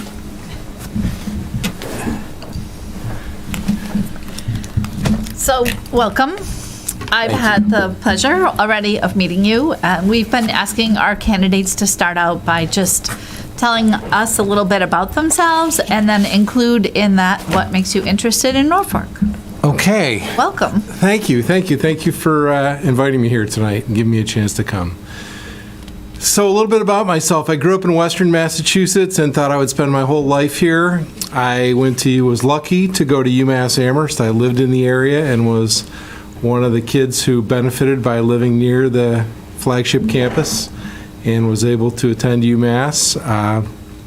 While I was an undergrad, there were 2 terms on the Northampton Council, which was kind of an unusual thing at the time. The youngest council member before me was Calvin Coolidge, so everyone projected that I should be president before I was 41 to keep on track with him, and I didn't quite diverge from that track a little bit. But it was a great experience. I worked with the county treasurer during summers. I was an associate county commissioner. When they needed a full board at times, they'd bring me in for that. And after finishing my degree, I really was looking for some operational experience in government. I considered a number of different opportunities. I was really lucky to get a commission in the Coast Guard. You know, in the Navy, in the Army, in the Air Force, 5 or 10% of the officers are academy grads. In the Coast Guard, 90% are academy grads. They only take a couple dozen people from around the country every year. So I felt really fortunate to get that opportunity to go to OCS. And really wanted to go and do some mission, get out and do some public service mission. And of course, I spent my first tour in headquarters in Washington doing a budget job. So, but soon I was out and I was a navigator of a small ship out in Philadelphia. And then I got my dream job, really. I was captain of a patrol boat in the Virgin Islands. So it was really a That's competitive... everybody's dream job. I think it was. I think it was. yours. To be in your 20s and have your job to be able to go out and rescue people in hurricanes is probably something a lot of people in their 20s would want to do. So great opportunity. I thought I would just be in the Coast Guard for a few years and then go to grad school and maybe find myself an academic career. But after a few years in the Coast Guard, they sent me to NYU for 2 years. So I was really fortunate to go to that great top 10 business school and get a fantastic education. One of my professors was Dr. Deming, the famous quality guru. So just to travel in that arena and have that opportunity was a great opportunity. Went back and did several more finance jobs in the Coast Guard. I was captain of another ship to Haiti to help restore democracy. I didn't personally restore democracy to Haiti.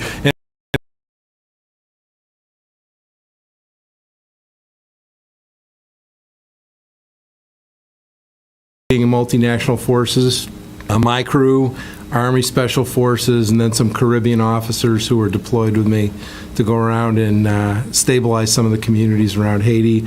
A lot of drug interdiction work in those days, a lot of rescue work on the Outer Banks where I was home ported.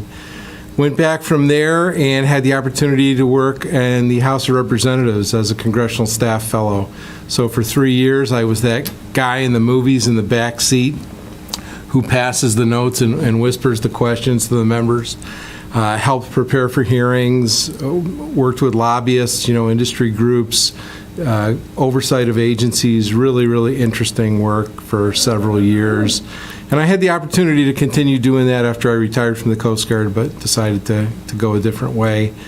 Did some more finance jobs, and then after 9/11, the Chief of Staff of the Coast Guard, who was a pretty famous guy, Admiral Allen, he was the hero of Katrina and then the Gulf oil spill. He was the federal officer they'd always send in if there was a national problem. Called me in, and I actually went into the Indian Treaty Room in the Eisenhower Executive Office building next to the White House and met with some senior White House officials and a Coast Guard admiral, and that was the start of DHS, Department of Homeland Security. So I was on the very small team that helped build DHS, organize it. Again, didn't exactly turn out the way I had hoped it would, but it was an important project at the time, and it accomplished many important things, at least in the early years. So back to more finance jobs, and at that time, in 2004, the economy was booming. I was up on real estate. My wife was a vice president at the Washington Post. We had been trying to have children for a decade and had a new baby, and we retired. And we moved to the beach for several years and did some other personal things during that time and started raising a couple kids. We're still raising them, actually. And after a few years, when my daughter was ready to start school, I wanted to go back to work full-time. We had a vacation home in New Mexico, and I got an opportunity to go to work at the Los Alamos National Lab, which is really an iconic facility, and they do tremendous amounts of research and supercomputing, largest supercomputing program in the country, in the world, really, at that time. I think they've fallen a little behind. Material science, of course, the applied physics, remote sensing. They were putting more satellites into space than NASA and all the billionaires combined. Little tiny satellites they would make, the size of a water bottle, that would do things I can't really talk about. And I worked there for 8 years, and my kids were aging up through the system. It was time for them to start thinking about launching their lives. I love the land of enchantment. It's beautiful. The people, the food, the culture, everything about Santa Fe that you've heard is true. It's great.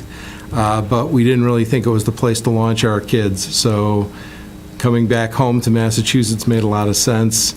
Not a lot of federal opportunities, so I started looking back at local government where I started applying for town manager jobs right away, and then got this opportunity to come to Hopkinton to be the CFO in Hopkinton. So I picked up a lot of contracting experience, financial experience, oversight, strategic planning, really the whole government-sponsored planning sequence in my federal career, and I've been able to bring a lot of that into Hopkinton and help bring things forward a bit there. So it's been a really nice fit for me. I am 5 minutes from work. I ride my bike to work many days. It's a wonderful community, much like your community, about twice the size, good public school, a mix of people who work locally and commute either to Worcester or to Boston. But it's time for me to think about either taking the CEO job or staying where I am for the long term. And it's really a great break time for me to make this move. My son is a freshman in college in Dublin, so that is quite a difference for us, especially after COVID, spending so much time all really together through COVID. And my daughter is just starting her junior year. So my horizon is to be around while my daughter completes college, at least, and so I have a good long work horizon ahead of me, and I have kind of a unique skill set in the local government arena in Massachusetts, I would say.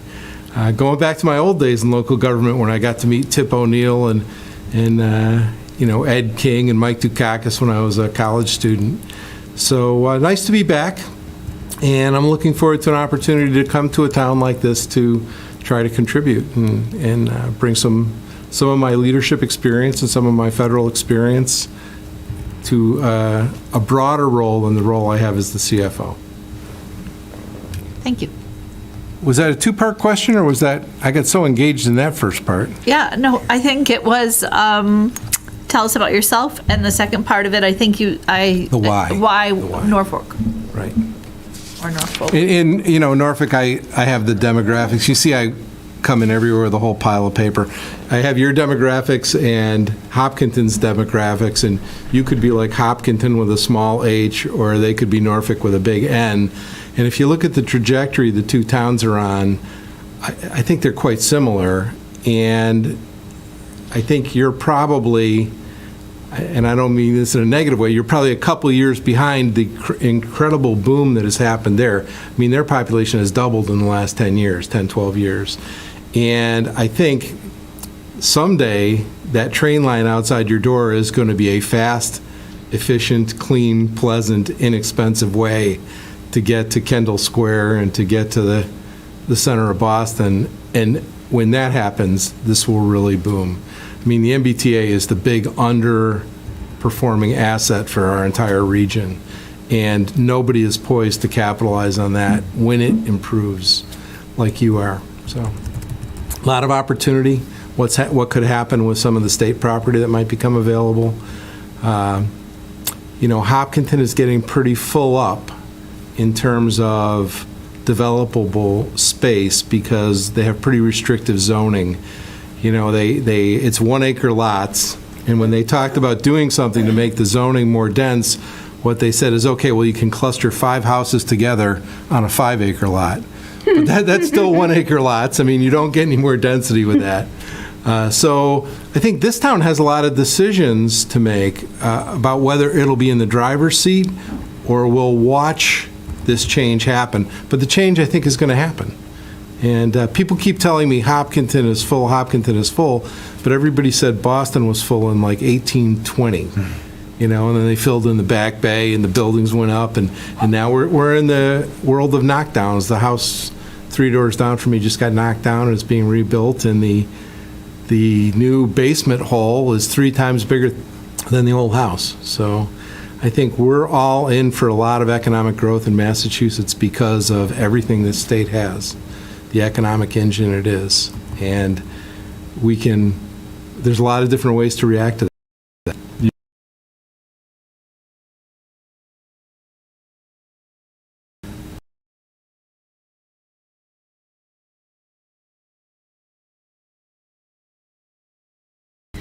Business.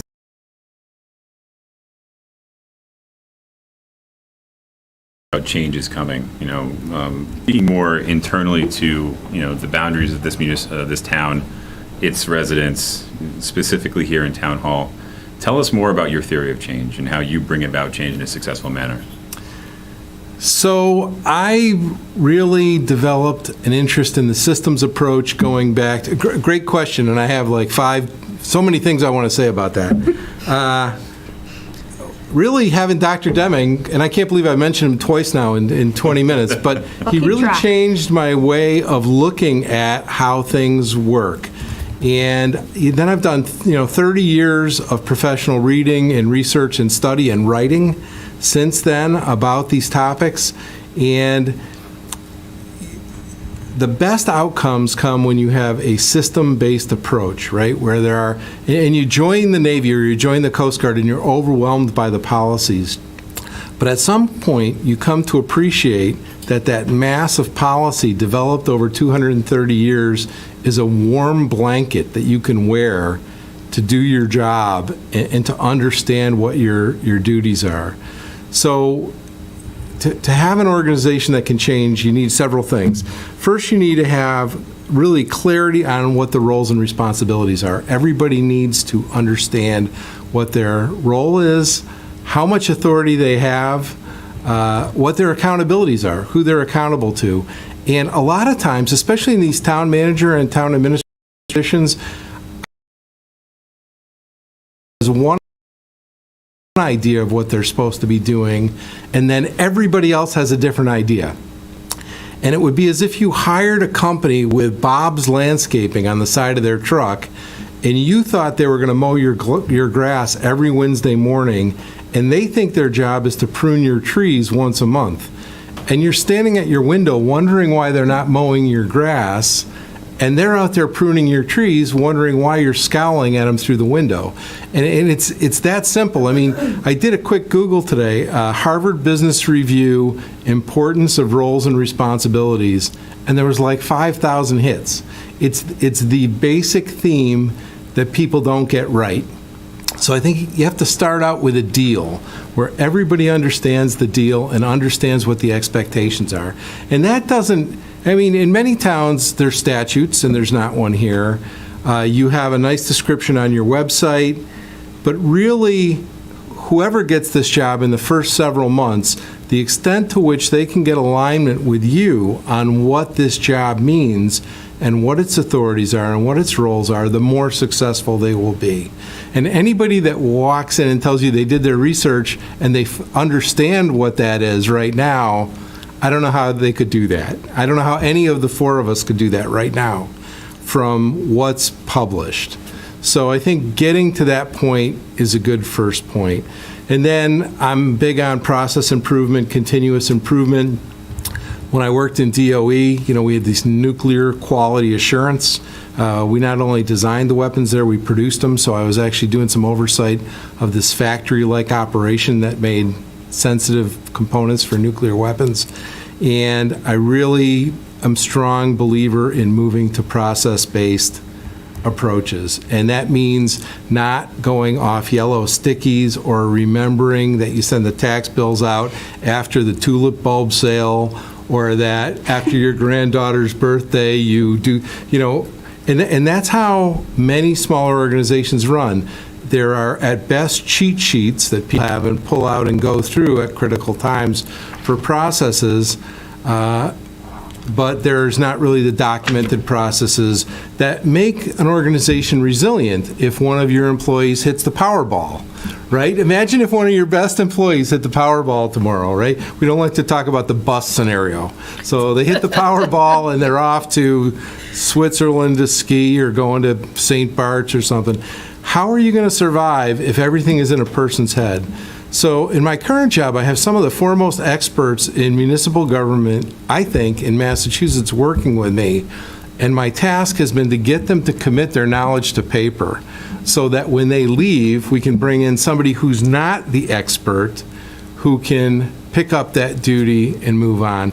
And you read a lot about resilience, you hear about a lot about resilience, and this is how you build organizational resilience, by moving from this expert-based system where people remember things or have no sticky notes or do it on relationships to where there are actual processes. The other thing that happens when you actually document a process is you realize the things in it that are ridiculous. So I guess the most famous Harvard Business Review article of all time was Michael Hammer's article from the 1990s, Don't Automate, Obliterate. And he said, don't just take your crummy old manual system and move it onto a computer. Use that movement to figure out if the system is good and fix it as you transition from paper to the computer, and obliterate all the meaningless, non-value-adding steps. So that's the how and why, and people don't really embrace change. Many people tend to like things the way they are.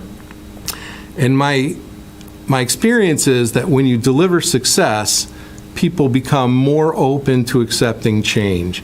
So the first patrol boat I took over we were 400 miles from the Colombian coast in the middle of the drug wars. This was like Miami Vice time, 1988. The ship had not made a drug arrest in 3 years except for 2 members of the crew. And that's not what's supposed to happen, right? You're supposed to be out there. So I lined everybody up and said, we're going to go out and we are not going to come in until we make a drug arrest. And they're all, we'll be old men, we'll be retired, we will never do this. Well, by pure luck and some very careful work with the binoculars, we made a 5,000-pound seizure the first weekend out there and came in and celebrated, and the crew turned around overnight.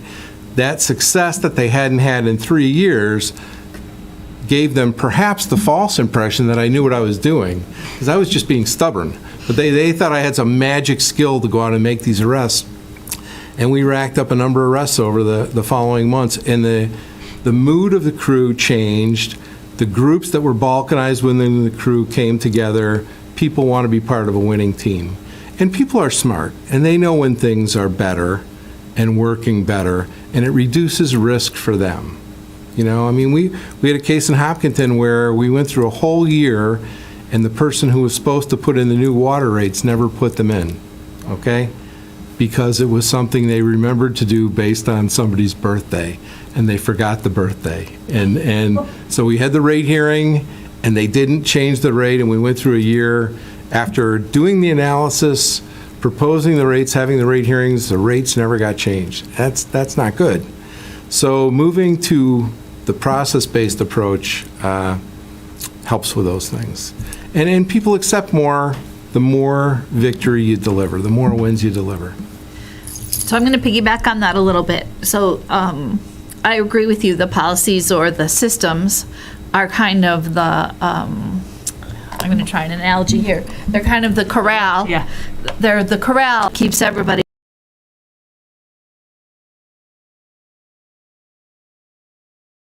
The grease, that keeps the machine operating is the relationships, right? Yes. And so you can have all the policies in the universe and you can have the best systems on the planet, but without those relationships in there, nothing is happening. Right. And so can you talk to us a little bit about how you manage that and your style around there?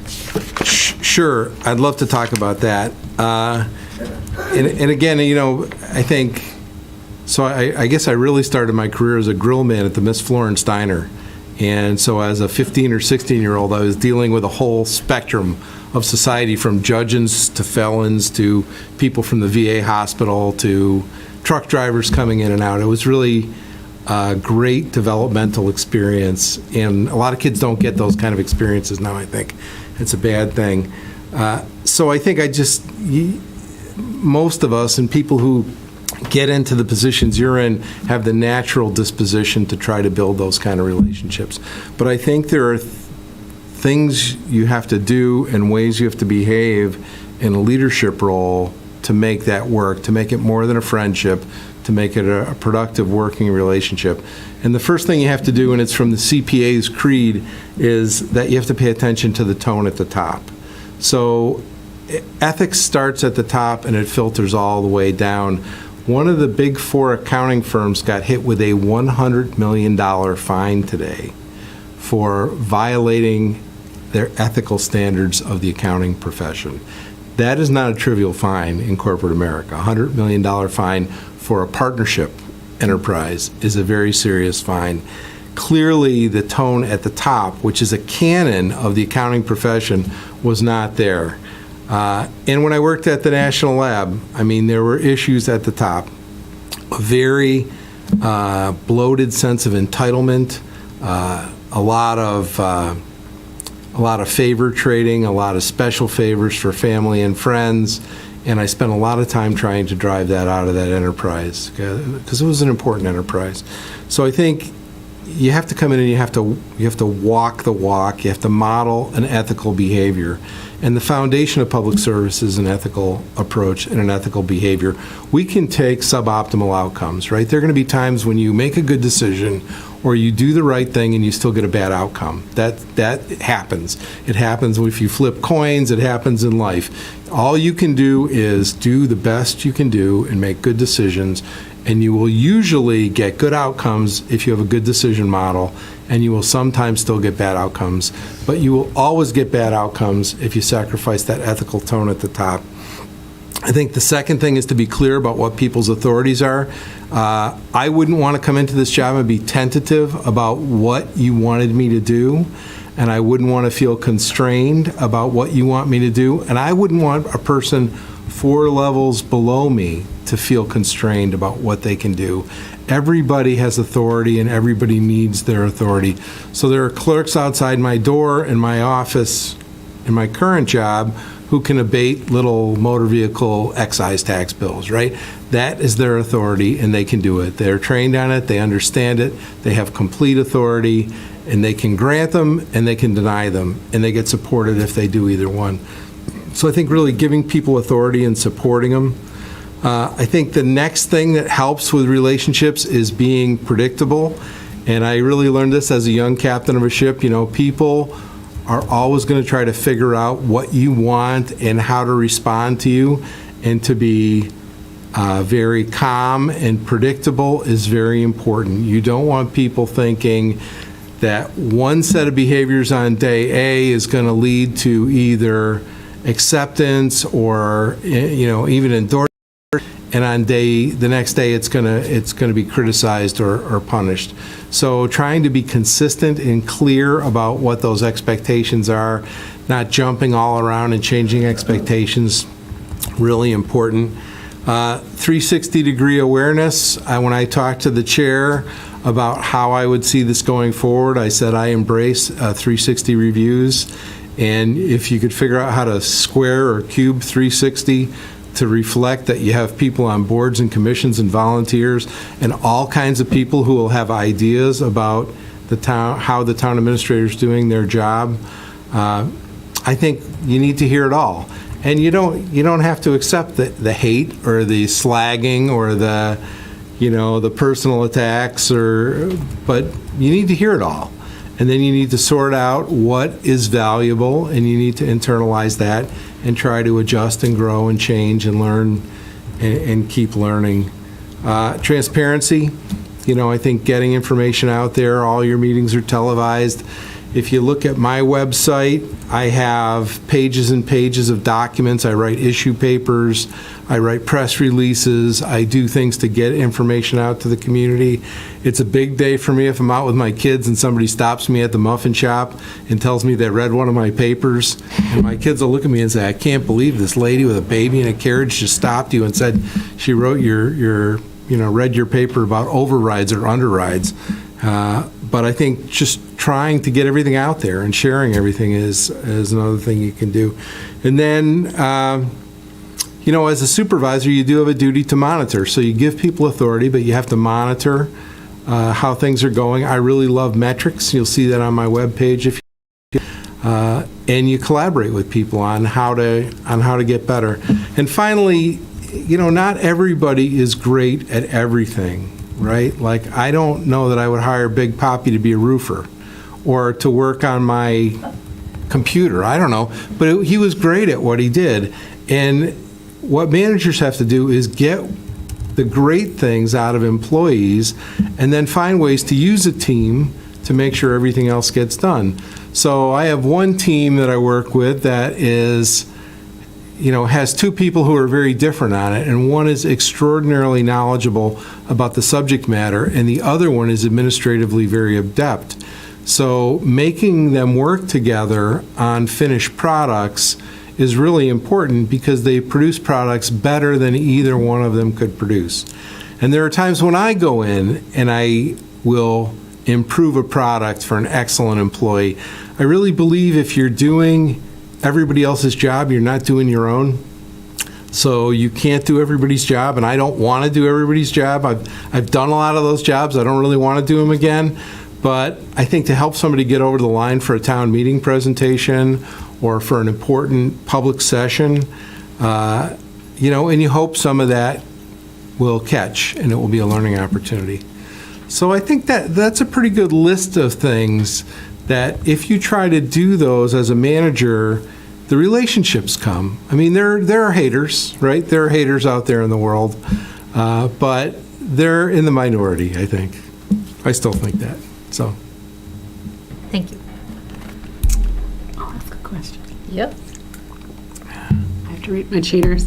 So can you talk to us about experience you have with strategic planning? Obviously, we have some. Sure.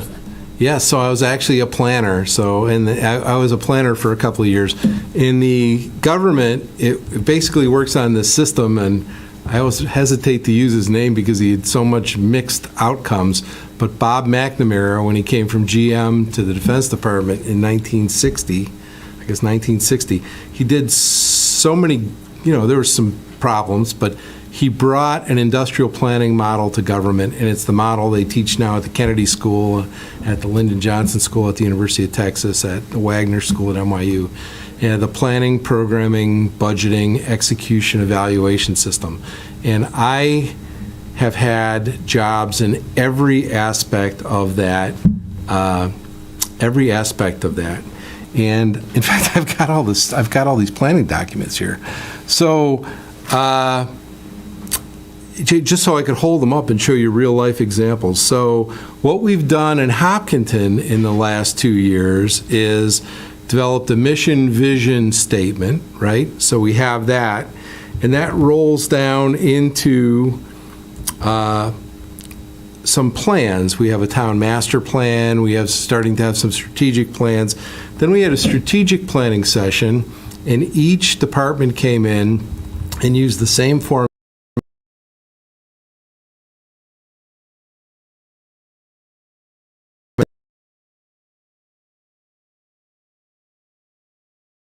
I know I was going to more automation, I was going to more process, and I was going to do one other thing that's on one of these forms. And, so leveraging technology, really, to make our processes more resilient and effective. And then that plan goes into my performance goals, which I also have here that reflects that. And then down below me, all my employees have goals that reflect those same plans. So that's alignment, right? And when you set the goals and you do the objectives, and then the administrator follows through with this kind of model, your goals translate all the way down through the organization, right? Through the departments down to individual performance. And it's a system that was actually established by a guy who was a professor at UMass in the 80s, George Odiorn, 70s, 80s, management by objectives. I'm dating myself with some of these old references, but it works, and it helps keep everybody aligned. And then the other thing we do is we take that down for personal performance, and then when the town manager and I are doing the budget reviews, we have that in front of us. And you'd be surprised, but people will tell you their top 3 goals are to do these 3 things to improve the ball fields, and then all the money they want is for something entirely different. And you have to go back to it and say, why are you asking for resources that don't match the goals you've identified as your top goals? So when you can do those 2 things, because government does everything through its money and its people, right? Our spending and our staff. 70% of what we spend is on staff. So if you get the staff time right, and you get the staff effort right, you have substantial alignment. And then if you get the other slice of spending right, you complete the alignment.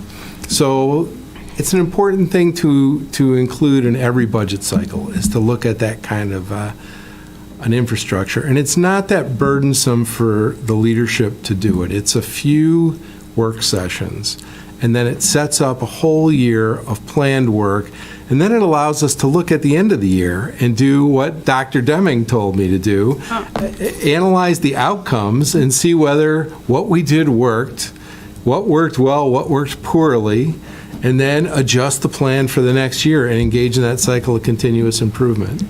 So, I think that's the method. And I had it academically, I brought it to a staff job, and then I went and took over this ship. And when I started doing metrics and, assessments and quarterly reports that the district admiral and the group commander weren't looking for, my crew kind of looked at me like, you're crazy. Why are you creating this visibility? And my answer was, we need to know that we only have 2 EMTs and we should have 3. We need to know that we haven't done our man overboard drills. We need to know that for ourselves. We can let them look at it. I don't care. They can look at it or not. It'll be interesting to them. But we need to know that to know how we need to adjust and improve. So. Well, I did have 2 questions that I thought were fairly well articulated, at least for the expectations, the low bar set from my seat. But you've answered them in the context of your other questions. So I'm going to go ahead and skip those and go right to character traits. So the essence of this role requires somebody to successfully operate within multiple arenas, whether it be here in the confines of town hall, whether it be their engagement with the select board, engagement with other volunteer boards and committees, and then engagement with the community outside. Tell me about 3 character traits that you think would lend itself to successfully navigating that. Okay, so that's a good question. And I was actually, as you were talking, I was thinking about all the examples of the ways that I do that now. But I actually made some notes about what I think public service is. And you're talking about how you do public service here. How do you really integrate the volunteers who are so important in these communities, people on the Parks and Rec Board and the Board of Health and the assessors, the people who come in and make this operation work. And I would say, as I said earlier about the tone at the top, at the bottom of the character trait that you need is integrity. People think self-dealing or self-gaming or you're transparent and open and not in the interest of the town, you're just not, it's not going to work. So I think for all of us in the public world, integrity is the foundation. And anyone in a professional job, integrity is the foundation. I would say the next thing is, and this is a word, I don't know if this is the right word, but I'm going to say compassion. And maybe kindness is a better word. You know, before I had kids, I thought I would want my kids to be like great athletes or be geniuses. And then when they were like in kindergarten and first grade, I realized I just wanted them to be kind and that they were fairly smart and everything else would work out for them if they could just be kind. So I think, you know, you see troubling things like when different people walk up to the desk for service and the person in a expensive suit and a middle-aged white guy gets a certain kind of treatment, and then someone who comes in and is struggling to speak English can get a different kind of treatment. And that's no bueno. That's not good. We need to have that, whether you call it compassion or kindness or respect, that needs to be the culture. And people need to be gently corrected that, at first gently, that we need to treat people with courtesy. And the volunteers on boards, you might have somebody on the Trails Committee, and the trail is the most important thing in their life, right? And there may be a major problem brewing somewhere else in the organization, but in that 10 minutes you're talking to the person on the Trail Committee, you have to know that what they care about is the trails. And the trails are important to a lot of people, and you have to shut off everything else and focus on the trails for the 10 minutes you're talking to that person and follow up. I would say resilience is the other thing. It's been a long road in public service for me. I mean, I made a decision when I was in my early 20s, and I could have off-ramped many times, many times, and I never have. And staying in public service is a challenging long-term career for people who are doing it full-time. And you really need to be resilient, and you have to work on that yourself. How can you be resilient? And the culture needs to support resilience for everybody. I guess the next thing I would say, and I was actually asked to comment about public safety recently for someone, and I would say the next layer is courage. And you don't need a lot of courage in life. Right? There are challenges, there are trials.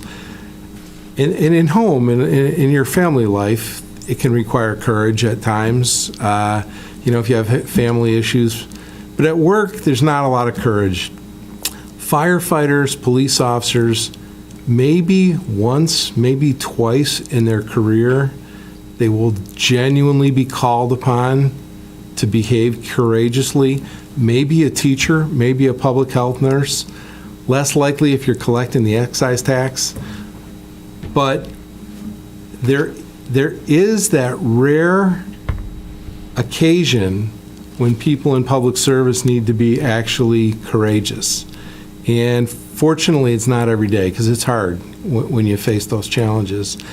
But we should acknowledge that. And I think if you do all those things, if you can bring all those things together and hope to have courage that day if you ever need it, if you're in Uvalde and you're standing outside and you need to go inside, you just need to have that courage if you're going to be in this business. And if you can do all those things, you can have pride in being in public work. And I'm proud. I've been in the public sector a long time. I'm very proud of my work in the public sector. So I guess those are the traits I would like to see others do, and I would hope I would try to have myself. It's fantastic. Thank you. Okay, I'm going to go into nuts and bolts a little bit. We have some big projects coming up in Norfolk, building a fire station or hoping to build a fire station. Our schools are packed, and we need to think about how do we support the schools. And so, can you tell us a little bit about your project management experience? Oh boy, I can tell you about it. I was involved in a giant project management fiasco for the Department of Energy. There's one building in the United States that produces all the plutonium that goes into all the nuclear weapons that the U.S. and all of our NATO allies and all the free world rely on us for. And it's in a earthquake fault. And so their plan was to build a stronger building there. And it started out as a $500 million building. So this is a factory that manages stuff that by its nature is radically dangerous, right? And the building grew in scope and size, so that the decision was, because it was in an earthquake zone with a 25,000-year earthquake possibility, they needed to make the building as strong as a hockey puck, basically. Think about a whole big building that would have the structural stability of a hockey puck. The cost estimate grew from $500 million to $6 billion, and we stopped, installed. And then we had to go a different way. Now, there's a couple of lessons there. One is, did it really need to be as strong as a hockey puck for a 1 in 25,000 year earthquake risk, which was probably a conservative estimate. So that was the first question, because when you make these assumptions in a project about what you need and what the level of facility you need is, they radically escalate the cost. Ultimately, what they decided to do was build a couple small modules that strong and do the less sensitive stuff in the big existing building. So they brought it back down under the $2 billion price point. So that's how bad things can be, right? How bad assumptions can drive you off. We're in exactly the same boat as you are in Hopkinton. We just built a brand new K through 2 elementary school, and it's already full. So we voted money to do an addition in the 2021 town meeting, to add classrooms to this, because we've already lost the art rooms, we've lost the music room, we have special ed in hallways, in a brand new building, right? Because we're growing so rapidly. So we went in and we added money to build this addition, got the bids just as COVID's kicking off. The money's not enough. We went back at the 2022 election, town meeting, and got more money, went out to bid, got the word yesterday, it's still not enough. People really aren't going to want to hear this a third time. I believe, my recommendation, and I believe what we're going to do, is take some of our ARPA money, our federal ARPA money, and just go ahead and do it. Because if we delay and wait another cycle for another town meeting, it's going to creep and creep and creep. And so we had planned to spend all that money on water infrastructure. I believe we're going to peel some of that money off and do this other project. So I think, you have to be in the MSBA game for schools because it can be so lucrative, but then they bound you and restrict you. So many towns are bypassing it. I think Belmont spent $200 million on a high school without a penny of MSBA money because they wanted it fast, and they didn't want to wait for the money. Most towns are not in a position to do that. So I think we have to work the MSBA thing. You have to move forward. AAA bond rating helps. Congratulations on that. The AAA bond rating helps a lot. And I think it's just, in this volatile time with the supply chain challenges that are there, the inflation that's on the board, it's going to be a real challenge getting these big projects done. You're going to have a challenge building a fire station for $12 million. I saw that in the capital budget. And it's you have to think about the scope of that building and what it needs to be to come in at $12 million. We're building a handful of classrooms, and we're up to $5 million. So. Questions? No, we passed the time. We've passed our time. Oh, I wasn't watching the clock. Is there anything you wanted to say that we didn't get to? I'm really interested in coming to work for your town. I met with Anita and I was very impressed, and I don't know if that's the right thing or wrong thing to say. She's impressive. But it was. I'm very And impressed. then she's flanked by us, but it's You know, fine. and I watched some of your meetings. I've watched some of your meetings online. They're and riveting, right? They're really very they're the most efficient local meetings I've seen. It's like a scripted it's like a ballet of parliamentary activity. So they're efficient, they're fast. I like the collegiality, and you know the fit is. I guess when you get to this point in your career, it's about the fit. You know, everyone is looking to move for an economic opportunity. Everyone's looking for professional development. It has to be a good fit. And so comfort with the fit is an important thing. And I think the fit, it really comes around spending the first 2-3 months having some important discussions about what exactly is it you want me to do and what is it you want to reserve and you don't want me to do, you absolutely don't want me to do. And I guess that's really how I feel, and I think those are things that could be sorted out. So I'm very interested, and I'm in a good place, so it has to be a really good thing for me to move for. I get to zip to my daughter's school now, and I wouldn't be able to do that. There's a couple little things. I actually will have a commute. I have no stop signs. Can ride your bike, though. Yeah, the bike is going to be a Yeah, I heck of a can't ride. ride my No, bike. you can. That was used to, when I was ride my bike. younger and fitter. It was No, I'd have to up my insurance. It's dangerous. Dangerous. pool noodles on the sides of the Yeah, bike. yes, that's right. Watch out for that guy. So thank you. Thank you for your time. So much. Thank you. It was a pleasure. It was great to meet you. You as well.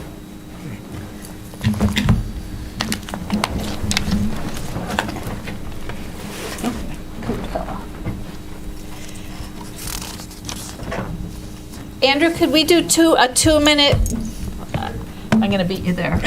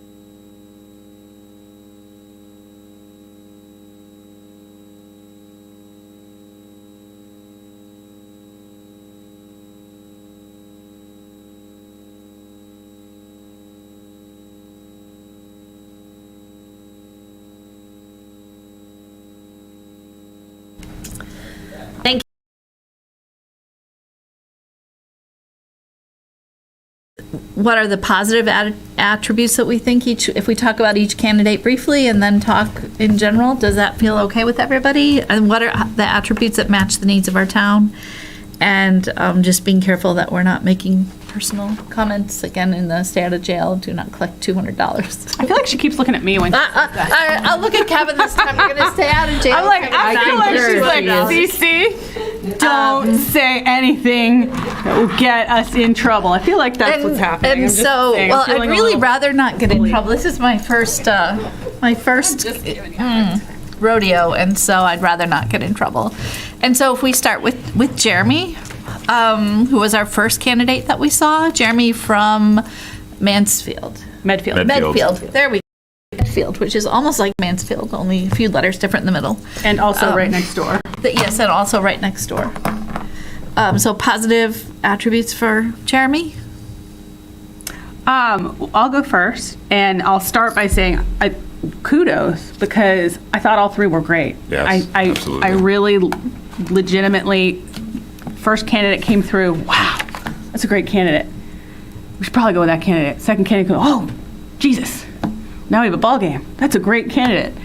Third candidate, oh my God, third candidate, great candidate. So, and that's kudos to the work that you And Todd. I did not do Todd that alone. and Scott, and that everybody, all the oars that were in the water to make what we had been assured would be an impossible process that there would be nobody out there for. And you nailed it. There were three phenomenal candidates. I was thrilled. So notwithstanding the fact that you've made my job, our jobs, Harder. infinitely more difficult, what I liked about Jeremy, which there may be things that I liked about the others as well in the same sort of wheelhouse, but the things that I sort of took away from communicating with Jeremy was he had a staff of 85. So when I first saw his resume, I thought, oh, is it going to sort of track? But in terms of staff, in terms of management, I liked what he had to say. I really liked what he had to say about his management style, about whatever it was, sort of taking, I'm going to misquote him, but sort of taking his show on the road, sort of interacting with people. I really felt that he was empathetic and genuine and clearly knew the work. And I thought he did a great balancing act. He started out by saying that he was a nerd for municipal, and they all were. Like, they were all, like, you could sit those people down and have, like, you could start, like, I'm sure they are probably, I don't know if they know each other, but they all really, like, grooved on this stuff. And he's an engineer, right? And so, but I thought he did a really nice job of balancing the engineer, which there are certainly some great things about engineers, and there are some challenges to our engineering population, as far as I'll go, because I don't want to get arrested. And he did a nice job with, I think, fielding both of those. Like, and I thought that his experience was great. I really thought that he was a great candidate. Yeah, I mean, a lot of the same from my perspective as well. I highlighted his civil engineering background as a big plus from his perspective, especially as it lends itself to a lot of the open projects that we currently have going on in town. His focus on alignment and ensuring that not only the board is aligned on what their expectations were for him in that capacity, but also for his team and his direct reports in terms of what his expectations are for them, I thought was a great thing for him to focus on and note. I had circled some other notes about his open-mindedness, his approaches to engagement, and the focus that he put on listening, I thought was fantastic as well. I don't know if we necessarily heard that very much through all three of the interviews, but it seemed like he put a heavier focus on listening than the other two might have. And I agree with all of those things. I found him to be very knowledgeable. And at first look, you wonder, at his packet, you wonder if he's all public works all the time, but he really isn't. He has a knowledge across those areas. Mm-hmm. He definitely brings strengths in terms of project management for the projects we have in the hopper. And I think in terms of that teamwork piece, or the, you called it empathy, that empathy teamwork piece, and you called it something too. I don't remember, Kevin. A managerial term for it. The piece that we're really looking for in terms of the town, I think he provides a real steadiness. I think he would be predictable, and I think he'd be approachable, and I think he would have that piece in spades. Yes? Yes, absolutely. Yep. So then moving on to Justin, what are the positive Well, very different personality. I think all three did, but obviously very different personality, different energy. I really liked his energy. I felt like he also came across in an approachable way that would translate to people within the town feeling comfortable approaching him, people who were reporting to him feeling comfortable approaching him, all deference to the other styles. I think they would as well. But I really thought, oh, this is somebody he isn't sort of lording it or over me, telling me. It felt like he was inviting interaction, and I really thought, again, he had the number of people for whom he was the manager. I thought was robust. I think it was 45 that directly reported to him in his role as the acting. In his acting capacity and in his assistant town administrator capacity, certainly it was even more. And so I thought that he also had the breadth of experience in terms of managerial style. And so again, I think I liked that he wanted to know from us what we were looking for. I really liked that. And I liked all of his answers. I felt that they were genuine. And so I thought that he was a super thoughtful, smart person who I think would do a phenomenal job. Yeah, I think all three candidates spoke from a place of understanding and knowledge about the functions of the position, but Justin was the one that I had circled passion on. He seemed to really have an interest and a general excitement about the work that comes along with the role. I like the fact that he talked about being a generalist. I like the fact that he talked about liking to get out of the office, not ever really operating from within the confines of the four walls, but rather getting out into the different areas that he oversees. I thought that was fantastic. Clearly, he did his homework. He went through the top priorities that are currently in front of our town. So I think all of them had some aspect of that, but he clearly outlined that right from the get-go. And it seems like in the way that he spoke about those things that are currently in front of us, he's very comfortable with these types of projects. He's very comfortable speaking about the ins and outs of what goes into the behind-the-scenes delivery of those types of things. He just overall seemed very comfortable and that he could easily shift into that role and be able to transition seamlessly without really having too much to worry about. So he really instilled a confidence from my perspective in the ability to do the function in that role. And I agree with all of those things. He just, to me, was tremendously likable on top of the knowledgeable piece. And I believe what he's telling us about his interest in working hard, I believe that to be real, right? He's not just saying that for the interview. It felt real. He has, I know from my interview with him previous to this, he has watched all of our meetings. He referenced that meeting where Todd and I sort of talked politely back and forth about whether we should spend free cash on the schools. And I was trying to backdoor it, saying we were really spending free cash because we were adding so much money to free cash. It really wasn't free cash. And he's like, Anita, it really was free cash. So he was on your side of that argument, but he'd watched all the way back to that select board and cited it in the interview. Like he understood. So in terms of homework, his homework was like, everybody had done their homework that we interviewed, right? Everybody. But Justin had like watched all those meetings and knew and sort of gently explained to me, like, we'll talk about free cash, Anita, later on. Like, we'll have a conversation about that so you understand that better. But I wasn't offended, even though he was definitely explaining to me that we shouldn't have done that, even though I still disagree with him. But anyway, I liked him. I believe he could do the job. I think that in terms of that piece that we were definitely looking for, in terms of the empathy, teamwork, I can't remember what. Culture building. The culture building. I think he'd be amazing at that. I think that I have confidence that is something he would lean into and would be really strong. And that leads us to Timothy. So another great candidate. And again, very different style. I felt that probably seemingly just as enthusiastic, with a lot to say, a lot of information that he was imparting over a long career.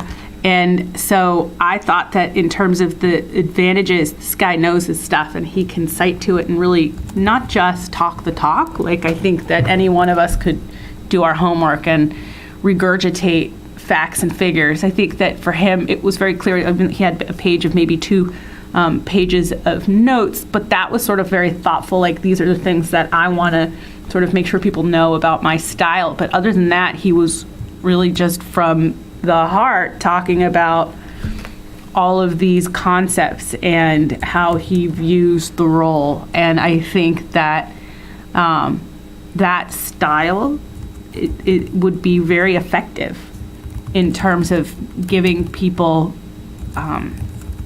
power, and in terms of making people feel valued and understood in what their actual role is. Like, I thought all of that really resonated. So I quite liked him as well.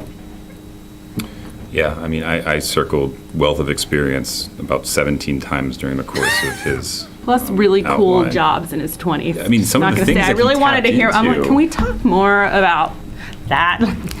And some of those things he probably couldn't have talked more about because of the sensitive nature of some of those items. Mm-hmm. But, you know, as he was linking back our question to project management to a $500 million facility going up to $6 billion.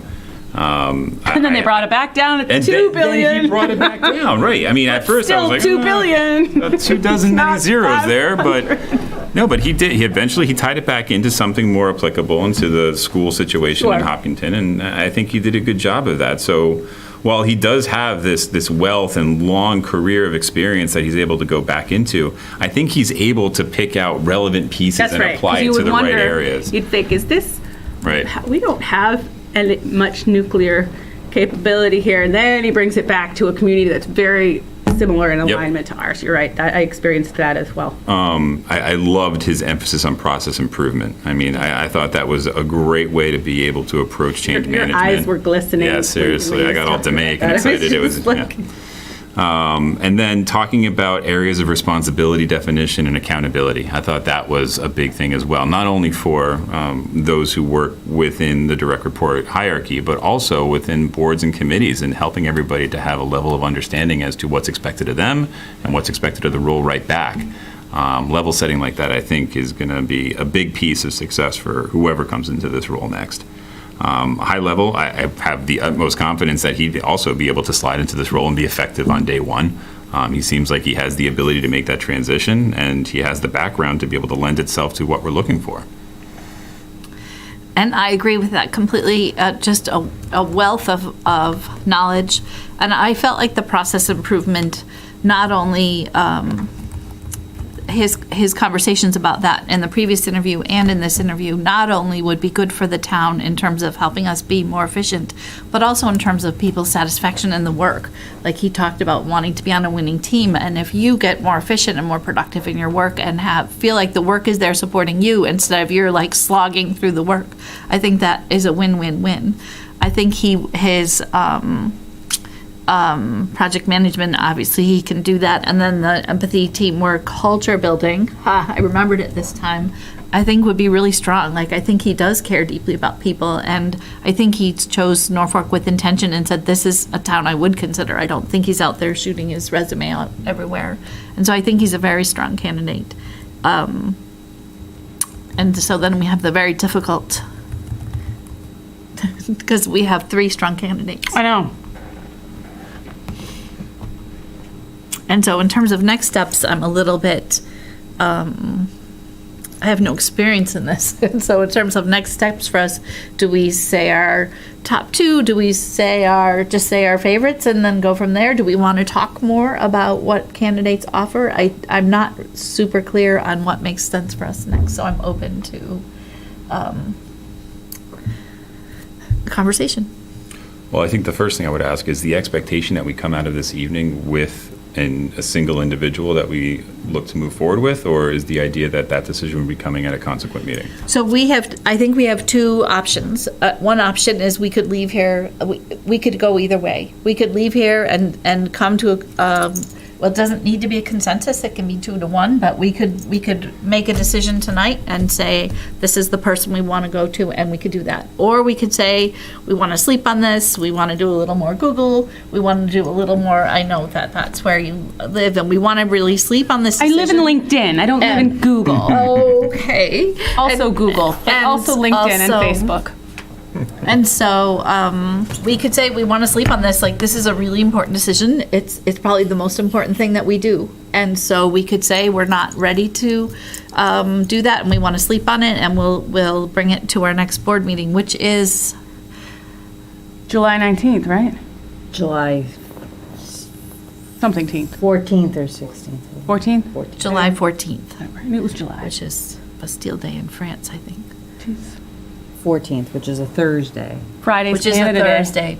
This Friday's Canada So Day. we, crack open a as a Molson. board, can choose to go either way. So if people, if we want to postpone it till that time, we absolutely could. That's in and Amanda has crafted two possible motions. One that is we recommend somebody forward to enter into negotiations with that person, and the other one is that we add it to the agenda of our next meeting to make that final decision. Table it. And- Right. Or you could you could schedule another meeting if you wanted to just address this before July 14th. Oh, before 14th. If you were trying to move. We could have so I'm open to that as well. I think in terms of our last day is Thursday, the sooner is better, but I understand that people have different problem-solving ways, and some people need to sleep on it, and that's a perfectly reasonable response to this big decision. So I'm musing out loud, because I would have said prior to hearing all three candidates, I would have said we should just decide tonight. I'm sure it will be very easy. I have some strong senses based on resumes. Maybe it'll come down to 2, but and I think we should probably just get her done. That's what I would have said beforehand. And then I listened to 3 very different but very compelling people, any one of whom would be a huge value add. And I just don't, I'm here, I have the time. We could do it. I just don't know. Like I kept hoping that there would be oh yeah, that one's completely wrong. I have a sense of, maybe a top 2, but even that isn't incredibly solid. So I'm kind of leaning towards, but then I don't know, what is sleeping on it going to do? I'm not allowed to confer with you guys. I'm not going to talk about it with anybody else. I guess, what am I going to ruminate? I don't know. Luckily, I'm not the chair.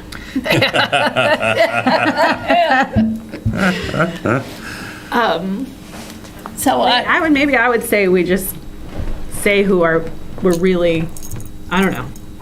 I don't know. do you have thoughts on this? I think that I'm in the same boat as Cece. I think I could hash it out right now. I think I could get down to 1, and I imagine that it, at this point, could be any one of these 3, and we could probably set up a path to move forward tonight. But I also feel as though there might be some benefit to being able to go back and watch the interviews on the videos again on YouTube and be able to see if there's anything that we didn't pick up on the first run and might be able to use as part of the decision-making process moving forward. So I could go either way. I think that the key question would be, does anybody have one person right now in their minds that they think that's the person I want to go with? I have 2. I have 2. Okay.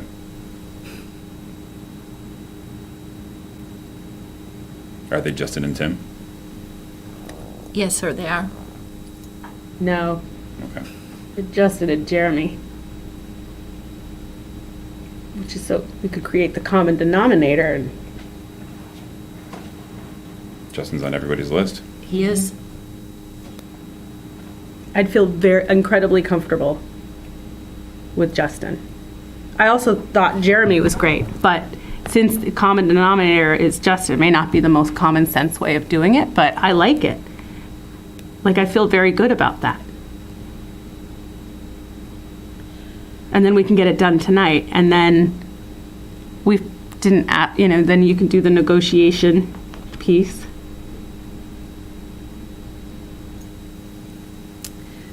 So the question I think that we have on the table, the first question we have on the table is, do we want to decide right now?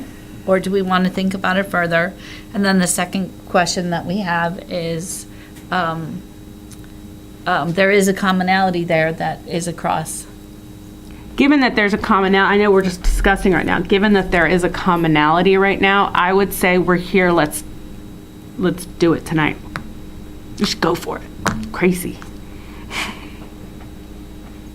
Okay. So Do you to want to that do a straw end- vote? To that, no, then we should talk, yes. So, Cece, you had Jeremy as one of your final two. Yep. Could you maybe expound on why you prefer him over Tim? So sometimes it's just feel. And I really liked Tim, but I felt that the person who would do more listening Yeah.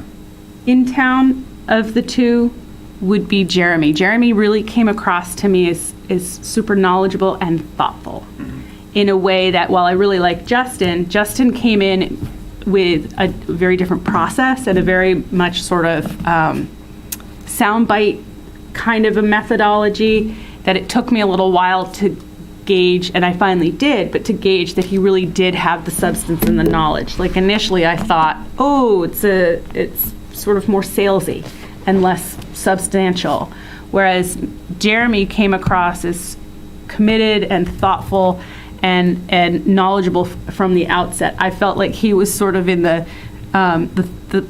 porridge and Goldilocks. He wasn't too turgid, too long-winded, or too short and staccato with the information. It felt like just the right balance. But then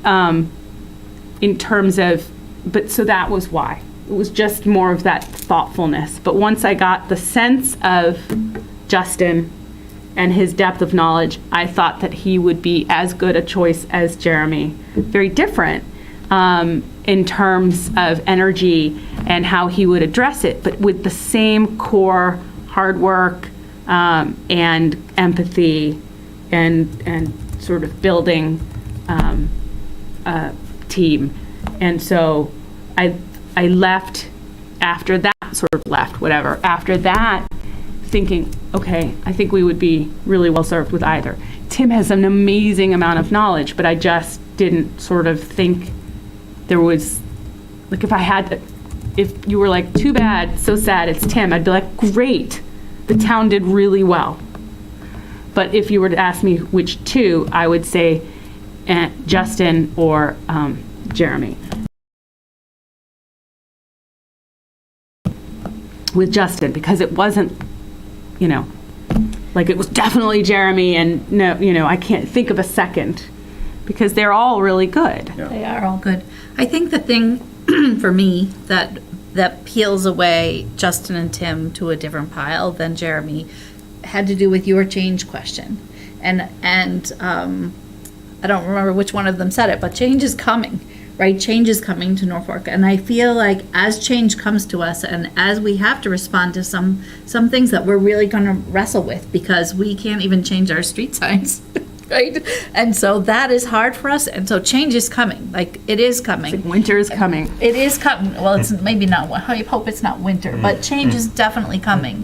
And I feel like if we had Justin or Tim at the helm, we are going in with our eyes open. And whereas as Jeremy, I felt like would give us a steady, he would be there, like things would be safe and we'd be getting the job done. But I'm not sure if it felt as proactive to me, whereas their answers to change were they were both excited about change. They both had really clear ideas about how we could lean into this and how do we make this work feel safe. And Tim's answer in particular was about how do you invest your people in that, right? So he invested his people really liked that, in yeah. the process. It wasn't just like, I'm going to tell That people whole what to do. 70%. Right, and how he was going to say, this is, like, let them decide and let them lead and and I thought that was really strong. But with either of those candidates, I would trust all three. And like you say, if this board was like, we really feel it needs to be Jeremy, I would think that would be a good answer for the town. So there's not a bad choice, which is a I guess it's a good situation to be in, but I feel like change is coming. I feel like that's real. We've already had a taste of it with the pandemic, and so I feel like Jeremy or Tim sets us up for that, where in other places, the candidates are more or less offer similar things, really strong, good things, but that's what sets those two candidates apart in my mind. And I liked, Bill Belichick is do your job. Do your job, right? Know your job, do your job. Don't do anybody else's job, do your job. And that's Yeah, I definitely, really liked that. That was definitely what we heard from both of them in different ways. Both Justin and Tim said that. Tim a little bit more sequentially, but Justin said that too, like how he went into the finance department and defined the roles and made different. And so I think that either of them would lead in that direction. So from my perspective, just going to Justin and Tim, because I do feel like they set themselves apart in terms of being ready to operate on day one. I feel like Jeremy, although he has a great background in the way that he's managed with public works, Justin and Tim gave clear examples of how they would operate and function within this role in their current roles today. And I don't think Jeremy ever really tied it back to that. A lot of what he was talking about in terms of what he would do on day one were kind of in theory. They weren't tied back to an actual experience professionally. That being said, I think the clear differentiator between Justin and Tim is where they are at their stages of careers right now. You know, Tim has clearly had a long career with many different experiences, which it's almost like he's getting back into it once again right now. He identified I the would agree with importance that. and the priority that he's putting on, keeping in contact and close connection with his kids and how they're going to school right now and how one's a freshman, one's a junior. So it seems like this is kind of, potentially the last stop for him, the last place that he'd want to go before considering a second retirement. Did he say that he retired when his kids were first born? My God, I didn't know that was an option. It's not an option for everybody, Kevin, so just simmer back down. You and May are like, we're just workers. But Justin, on the other hand, this is the next step up for him. This is something that he's been working towards, right? His experience and everything that he's budgeted. And so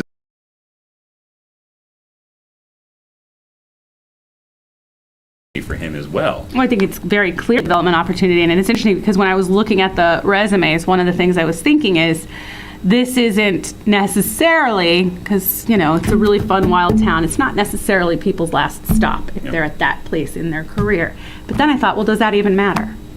Like, maybe it is, but if it isn't, you would have been afforded the value of that mindset for the time that person is here. Right. So, and I, people talk to you about, once it became public knowledge, and what I have garnered is super positive. Like, we would be very lucky, and sort of the vibe that we took away from the interview is the real deal. Like, that's how that person functions. Right. So that's where I am right now. I do think there's a clear differentiator between the two individuals in terms of what they're going to give us, what we're going to give back to them. But I don't have a preference between the two at this point. I think I'm kind of directly on the fence. So I would only add that I understand that you're directly on the fence. I would just say that in terms of the differential that I see between Tim and Justin is, as you say, sort of like the information is from a recent, albeit decent length of a career. Like, he's been really working. Even it took him a long time to finish college because he was working. So if you look at that, that's a work experience back to 2004. Yeah, I got that right, 2004. As opposed to, back in the early 80s and then again more recently. So I think that there's value in that. But I just also thought in terms of style, like the energy. Like, they're both really nice. Like, I was like, I would like to go and have drinks with Tim.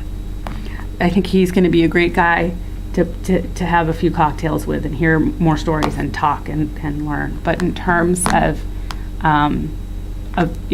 of what do I think personally would be, again, any one of them is great, but of the two, I think the person who would be more exciting. Does it need to be exciting? I kind of think it does for the people who are in town. Just, I think it's Justin, like his energy, I guess. It's a different kind of energy. Charismatic. I think It's more charismatic. That's what it is, as opposed to, it's interesting that Tim had said that at one point he had thought that he'd end up in education, because I could absolutely see that. And that's not it to take away from what he has done, but it's just a different style. I think that if I'm thinking about, like, Justin has the passion, he seems to be a people person. I think that that's real. And I think he does have, I really liked his answer to your change question of, like, having that open mind and being open to possibilities and really thinking about how to solve problems. And because that's one of the things we have to do in Norfolk, right? We're little and we don't have the commercial monies. And so we have to think out of the box if we're going to be able to do the things that we want/need to do. And so I think that was really strong. I think Tim's experience is, it's like unbelievable that we would even have the opportunity to access that level of experience in Norfolk.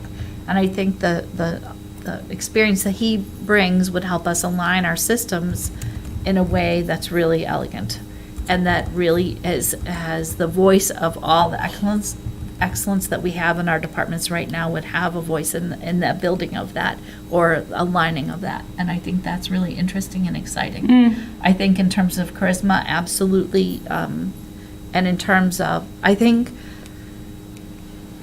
if we looked at Norfolk 10 years from now, like if we could go into the future, that is the result of their leadership. I think in both scenarios that would be a good picture, right? That they would both get there. I think I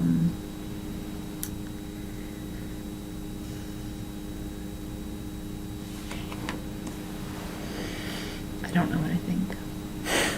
I think you have an interesting point about them being at different places in their career, and I think we have the opportunity to have this just incredible wealth of experience that wants to come to Norfolk, or this incredible person who's growing their story, who brings their passion to Norfolk. I think those are two.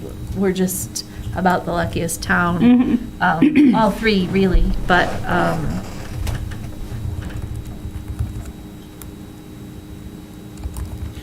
You know what I think might be the differentiator for me now is that when we went through this process 3 years ago,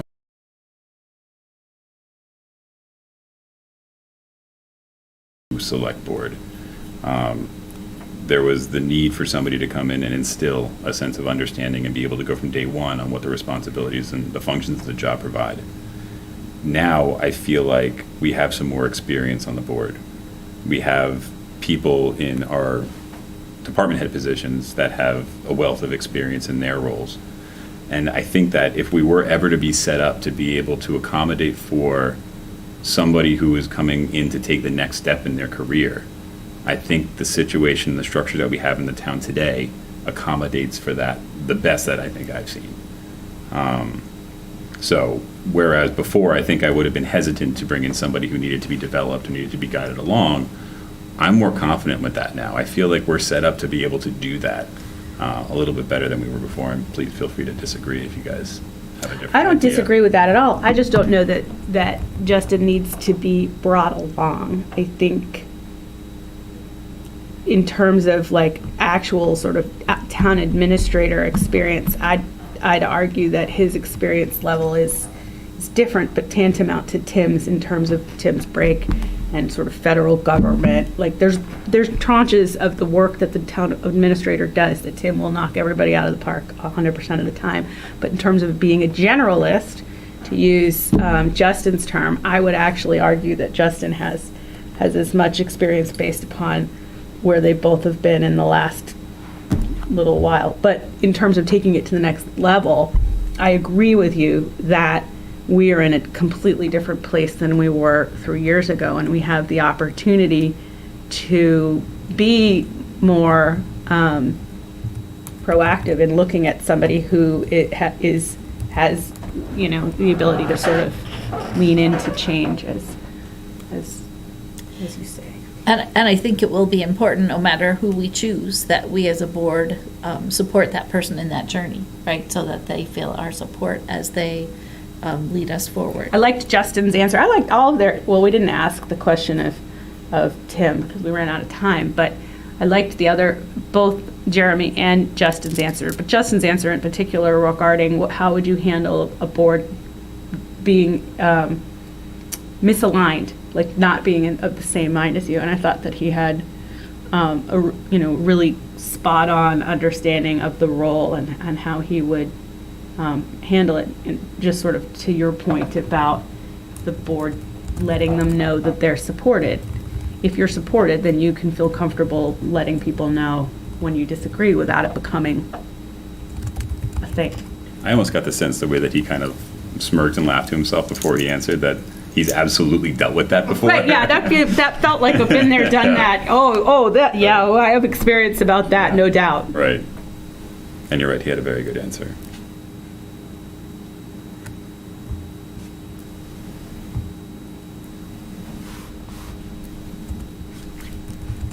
So it seems like, I'm going to summarize where we're at, or where I perceive us to be at, which might not be actually where we're at, but we're at this late hour that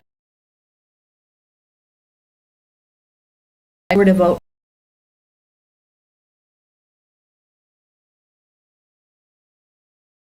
consistent across the board.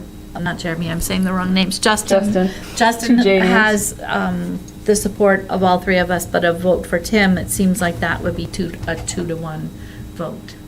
And so, Right, if it was, yes. Yeah, I think that's right. does that feel right? During the course of the discussion, I feel like I would go with Justin at this point. I don't feel like that. I would support Tim if we were to take a vote on Tim. I think I'm behind this point. I'm super comfortable with that. I'm super comfortable with that. Awesome. So I'll take a It's so funny if motion. that's like, their motion should be, are you super comfortable? Are you super comfortable? There's a motion. That's how I wrote it. Super, she did. She wrote super comfortable. Oh, I need to, one of us, I have to open my book again. I'm having an allergy reaction. My eye is just, And then, but we need to thank all three and just say Yeah. how our breath is taken away with the quality of candidates available to us. Something was happening to the sound. Okay. And we should say, thank Scott for his involvement because he took point in organizing the whole thing. So thank you, Scott. Thank you, Scott. Thank you, Scott. And I move that the board vote to allow the chair to enter into negotiations for the hiring of Justin Casanova-Davis, subject to the full approval of the board. Second? And also a background check. That was a disembodied voice That from was the a- HR department? Yes. Friendly.